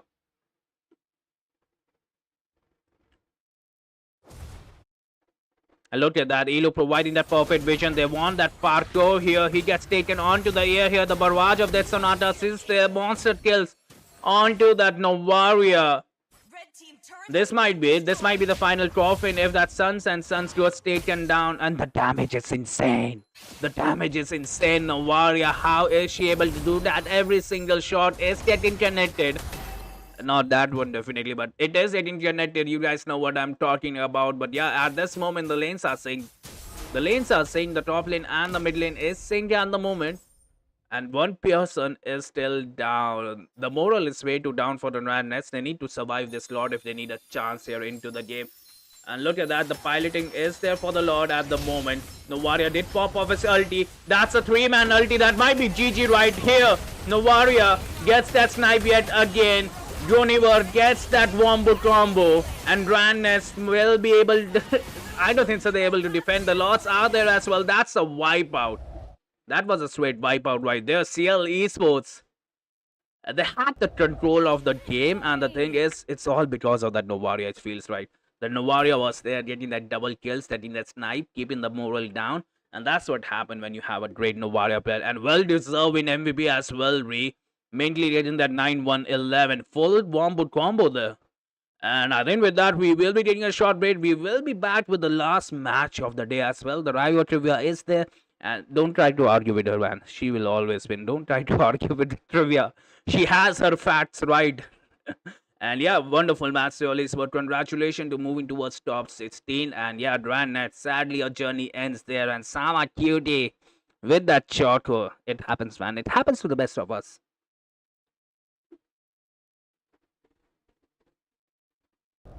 Season 2, the third position, best of 3, the red team versus blue team. The blue team, Eternal Arc, and the red team, Essendra. So we also have a giveaway here. So stay attached till the game finale. We will be having a giveaway. And If you are new to the channel, if you are old to the channel, please like the stream, share, and comment your thoughts about the gameplay. I'm your boy Axel, here to cast with amazing caster here, K. You'll be right back at the time. But yeah, let's continue our Crowned by game heaven's mate drop mandate, pick. my legacy shall endure. Well, you know what, Axel? Nice meeting you, and thanks to you guys first for giving the opportunity to cast in the third place finals. It's gonna be happening at 9 p.m. But as of now, we are looking at the third place match, and I can already see Zacian being banned out. What are the thoughts about this? Exactly. Using is banned literally. It causes a lot of patience to the opponents, to the teams also with its ultimate, and yeah, with its AOE, and yeah, it also helps in team fight that They support call me a mage, hero but it because doesn't I have a saved my damage nation effect. from So falling yeah, that's a apart. good ban for them. Actually, that is a good ban, as you mentioned. But then again, Team Ace banning out that, YSS. YSS is, calmly rising up in this manner. Absolutely. And here goes the Uranus. As a matter of EXP, he goes with like they ban the EXP meta right these days, but probably they could ban something that is uh quite pick up in the tournaments. So what are your thoughts? What they will ban right now? Well, I kind of think like they should go for, you know, the chunky EXP bans. Lapu is open, Granger is open, and even YZ is open as well. And we can't forget Kimi and Farsa, so anything might get banned out. The fire of battle never Okay, Yeah, but extinguishes. no, but Marsha gets banned now. That's, pretty interesting ban, if I had to say. yeah. I have never seen a Masa ban before, but yeah, I think they don't want to give Masa or something like that. But banning Well, Masa is unexpected. yeah, exactly. As I said, it is kind of unexpected, but then again, I'm kind of interested in what is Blue Team gonna ban. Is it gonna be a Lapu or, those burst potential mages, Farsa? Okay, it Let them is play the the chunky black hero. dragon that I gets will be banned the out. truth this world desperately needs. Yep, the chunky as it is strong and reliable for team fights. Yeah, EXP lane. It's always in the king of EXP because it has a lifesteal problems. Though this Yuzong can be effective for the team. That's a good ban. Right now the red team is picking up. Hey, what's your suggestion on this ban right there? Do they ban the Well, support or do they ban the yeah the tank?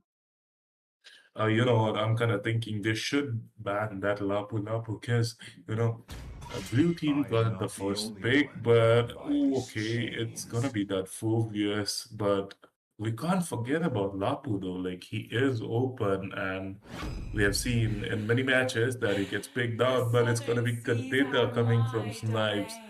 I saw Snipes Kadita. It's quite awesome. Like he just goes in between four men and stuns four of them, dealing a lot of damage so that the hyper can finish off. So they might have something, planning inside their head. What should they pick next? What do you think, Axel?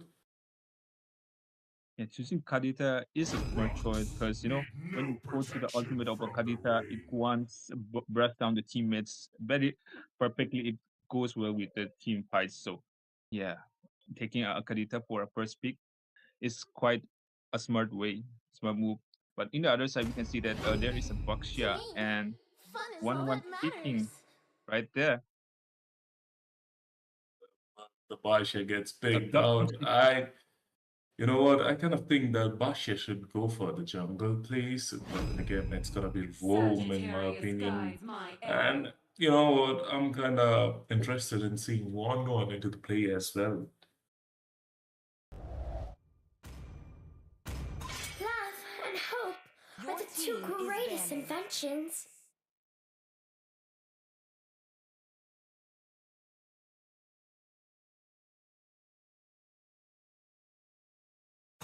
Thorns remain, Your should team petals is banning. fall.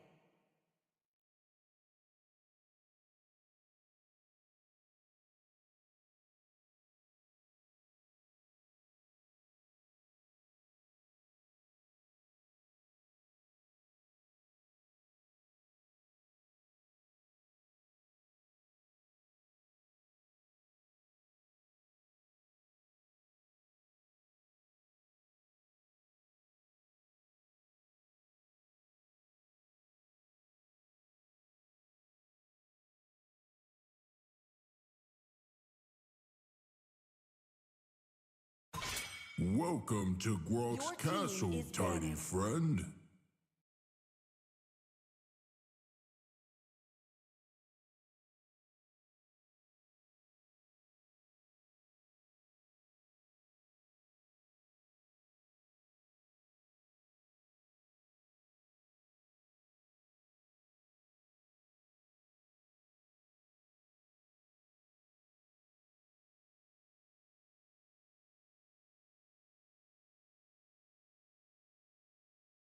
I am not the only one Your bound team by is these banning. chains.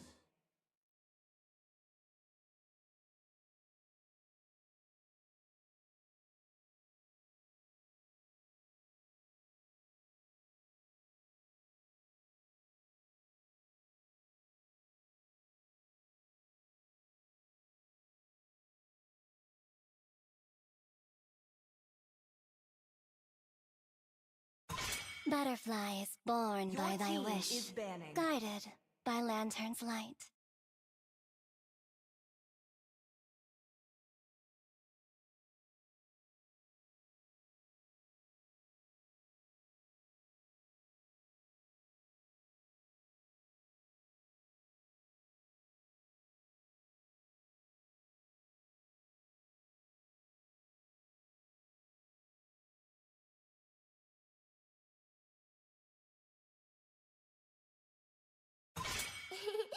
To me, Your fun team is all is that picking. matters.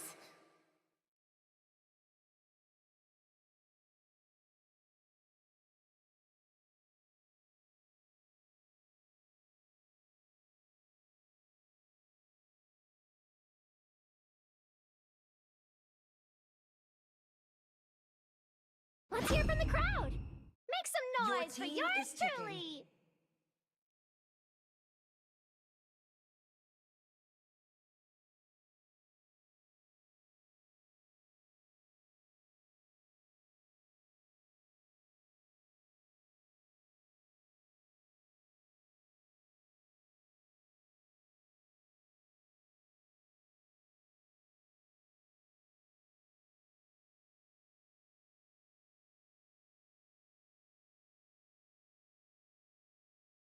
Magic is my life.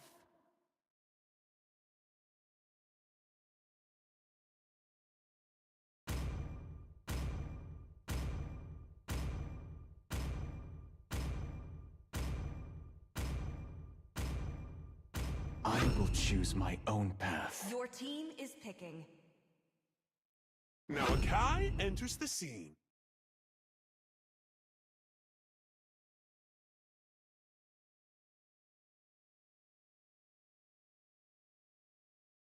All shall succumb to my Your power. team is picking.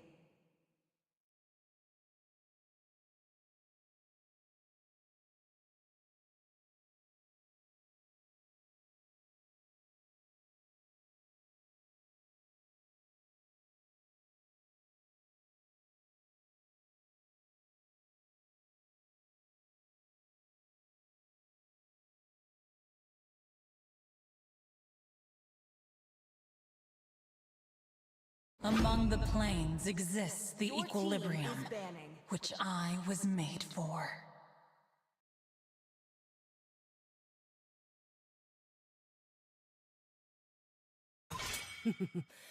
Payback time.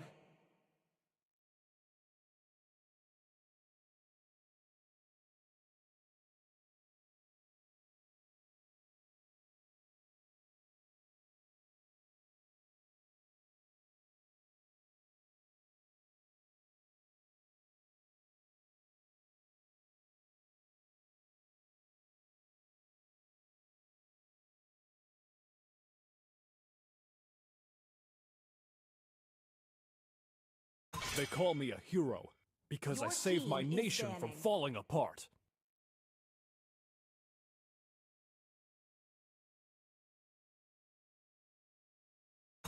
I am vengeance incarnate.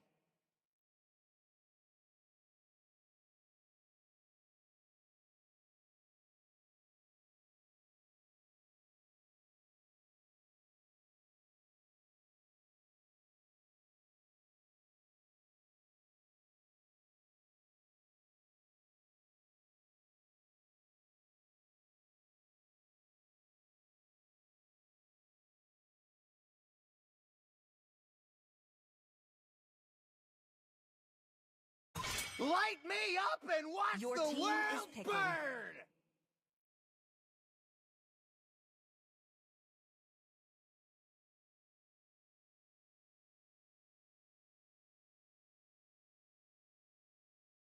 Let there be rock! Your team is picking.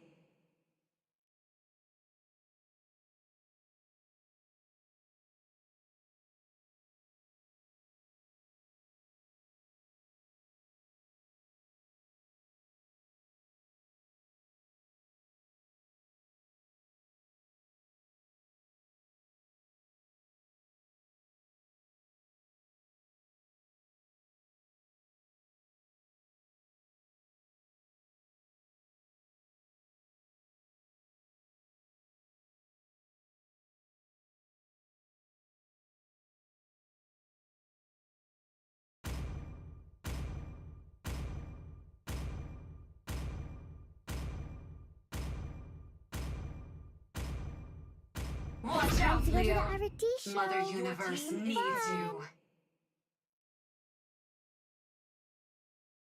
Always on the way. Combat ready.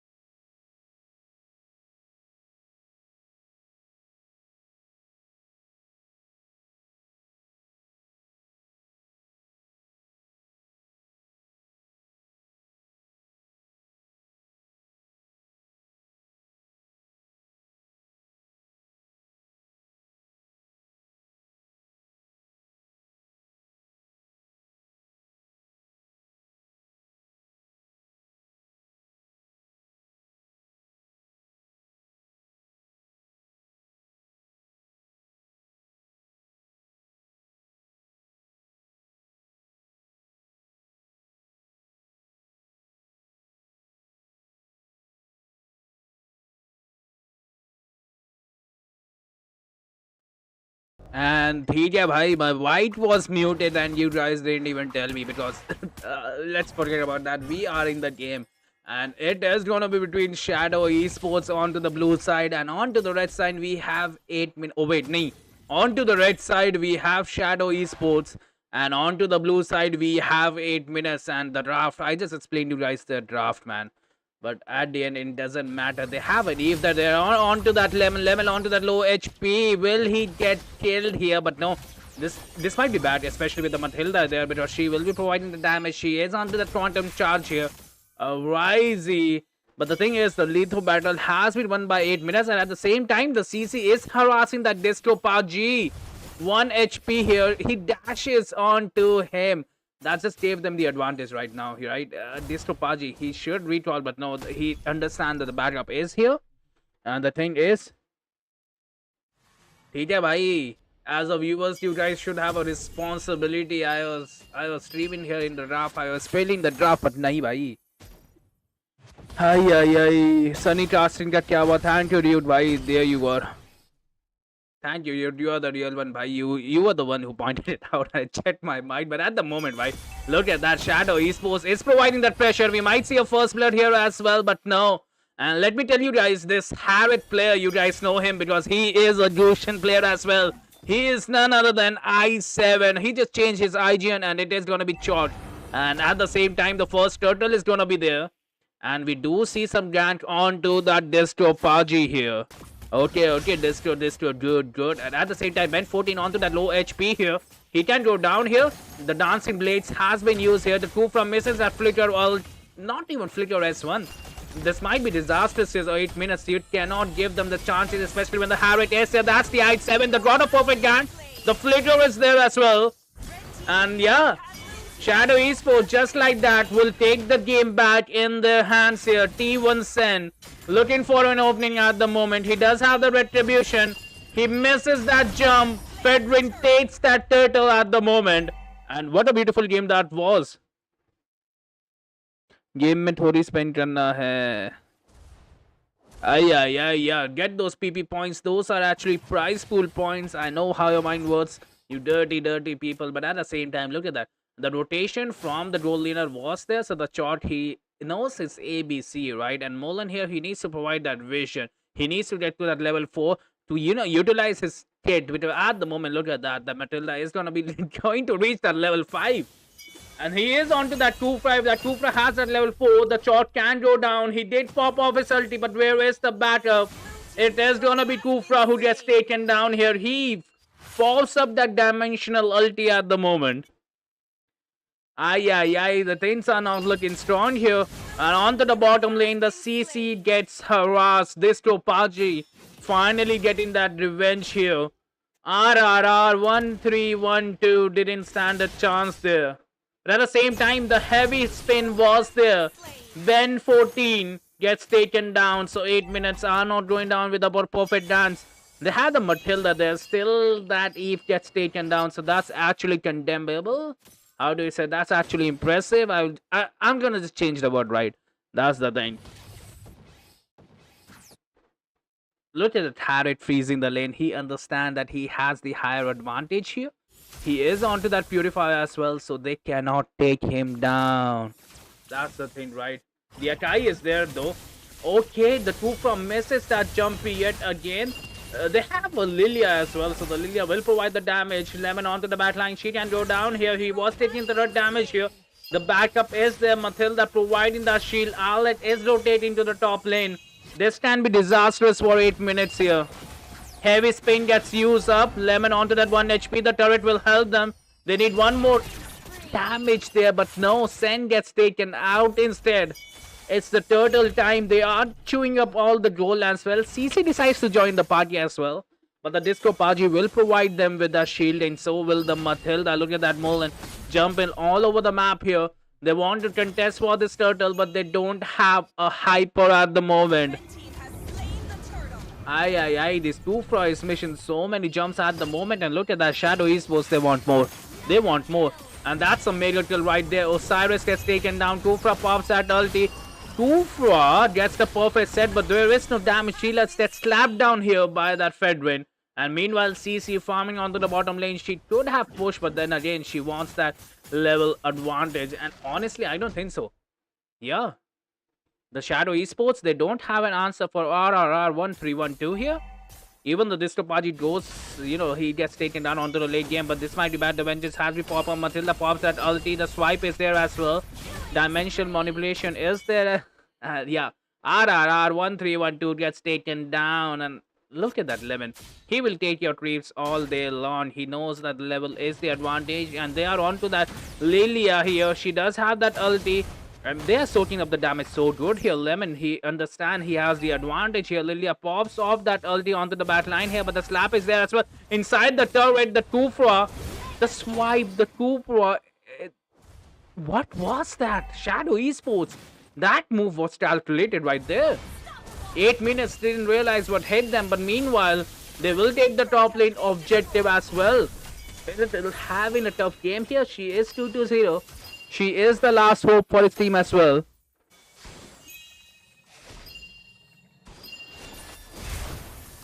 Look at that. Sen might be the next one to go down. The heavy spin gets used up. Kufra did jump up. Short using that Purify way too early. There were no damage dealers, so he could have sustained the damage he wanted. And at the same time, look at that Lemon harassing that Lilia. They understand that the Lilia will melt them on for the late game. So they need to, have that power slide, power up way too early. And they want to raise the enemy, power up. Right? That's the thing, right? It's all about power spikes at the moment. And CC was his Ristropaji here. And Ristropaji win this every single day.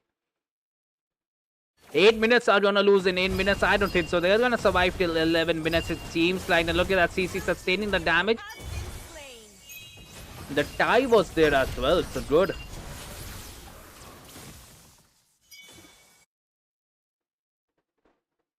That's the thing, right? This is the third turtle here at the moment. And Shadow Esports, look at that Destropaji providing the perfect vision off to the hyper. They have a spin they can use here. But I don't think so. It's gonna be well there. Look at that Kufra engaging there as well. Okay, Lemon on the side. The turret gets 3 stun there.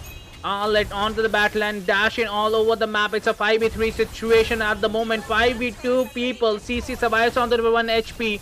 They were onto that Sen as well, but no. Sen survives. Situation is not looking good for 8 minutes. It's been 8 minutes and the score is 2-18. The goal difference is going to be 10k at the moment. They need answers. They need to defend this. They need to hurt the turrets. They have the late game, 8 minutes. Will they have the chance into the game? But the thing is, the Lemon man, he's not even respecting the turrets at the moment. They have a Matilda. They realize that they can just run away, fly away from the problems. And look at that heavy spin getting invested there. But look at that real world manipulation getting used up. It was up for like 30 seconds. Not 30 seconds, but yeah, it was up for a long time there. That's the thing, right? That's the thing happen when you trust your team there. Even with the heavy spin, he didn't move. He didn't move. Ben 14, he realized that the heavy spin, I have my teammates, nothing gonna happen to me. And the mid lane turret can fall down. The Harith is marking that. That's one of the inhibited turrets here. The time is 9 minutes at the moment. The mid lane turrets is still standing off the moment, but the super minion is there. 8 minutes struggling to defend the base. They need answers. They need gold. Matilda onto the backline. Get that 3-man CC Belvet onto the backhand here. And look at that. Inside the turrets. They are not respecting the turrets here. The slap is there as well. Sen kind of helps that Lemon to escape, but 2 people down here. They have a Rithel, they have a Ratai, they will be able to defend this, but guess what? The next batch of minions are gonna spawn around 41 seconds. This might be an overextension here, but the Harrick, the Chart, the I7 should mark that bitch, but no, he will go with that Lilia kill at the moment. Ay.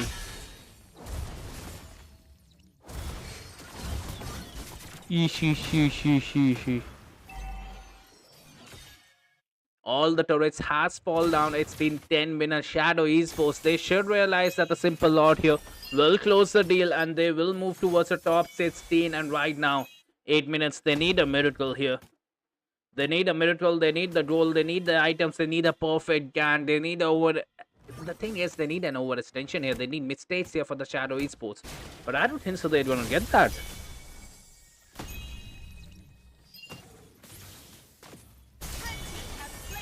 The Lord gets taken down, and look at that. Especially the teams, they do fall down. They do fall back when the Lord gets taken down. But they realize that they are ahead by 11k gold. Here, Lemon inside the turret, soaking up the damage. This can be bad here. The turret will get down that Lemon. This might be a mistake. This might be the overrestriction. That 8 minutes are looking for Harriet inside the turret. Gets taken down by the turret as well. Turret is the real MVP. This might be the breakthrough that they are looking for. Osiris onto that 1 HP. They have a shimmer of hope here, but the Lord is marching. CC is playing the bottom lane here. The heavy spin gets used up as well. Irital pops up the damage. The damage is there. Matilda didn't manage to die. CC needs to join the fight. She is unable to clear the minions here. The Lord is still healthy. The top lane minion. Wait, the top lane closed out. The MVP turret gets taken down here. So it is gonna be 3 lanes with the super minions and no turrets. The MVP turrets rip. MVP turrets bhai.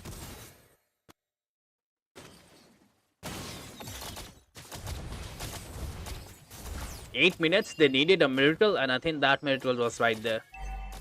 The next Lord will spawn in 100 seconds. That's more than enough time to get those items. They will be moving toward the late game here. They don't have the levels at the moment though. But surely they will have the late game items on level again. Overextending here. The Matilda dash is not there at the moment. But Arise was thinking to provide that. Heavy Skin gets used up. This might be the end here, especially for the Habit. He is marking down that mole and he gets taken down. Outlet onto the back line. The minions are marching here. 2 people down for 8 minutes. They need to defend this, but the next batch of minions are here, but they are getting melted as well. Lilia will be the last man standing at the moment, and I think Shadow Esports have closed down this. Aye. They did manage to close down this. They will be moving towards the top 16 teams here. And what a wonderful game that was for Shadow Esports. They did manage to have a comeback at the moment. And the thing is, it's all because of that Arlet, bhai. I have to give it to you. The Disco Paji was the MVP for me, not the Harith. Sorry, I 7, but it was the Disco Paji. He was providing such a beautiful sex there. He was dashing all over the map. It was mesmerizing there. But yeah, he deserved that MVP. He was close to that MVP. He needed those skills. Right? He got that 12 assists. If he converted that kills, if he converted that assists into kills, right, he would have gotten that MVP. But then again, congratulations to Shadow Esports for moving towards top 16 and 8 minutes. Sadly, your journey ends here, and that was a beautiful match from your side as well. You did manage to, hold on for 13 minutes. You did manage to give me that hope, and that's what I like, Ryan. The underdogs trying, give a hard fight, especially to the top tier teams. And I think with that, we are done with all the matches here. So round 3 ends today. We have top 16 teams, and tomorrow we will be having a wildcard game as well. We do have raffles here. So yeah, just go for the raffles. We still have a lot of tickets left. We still have a massive prize of 2,500 diamonds into the raffle. And I think with that, I will be taking my leave as well. Why? It's been a hectic day from 7 to 11, and the teams has been wonderful. They hasn't been giving us breaks. The matches are absolutely beast, and they have been playing massively good as well.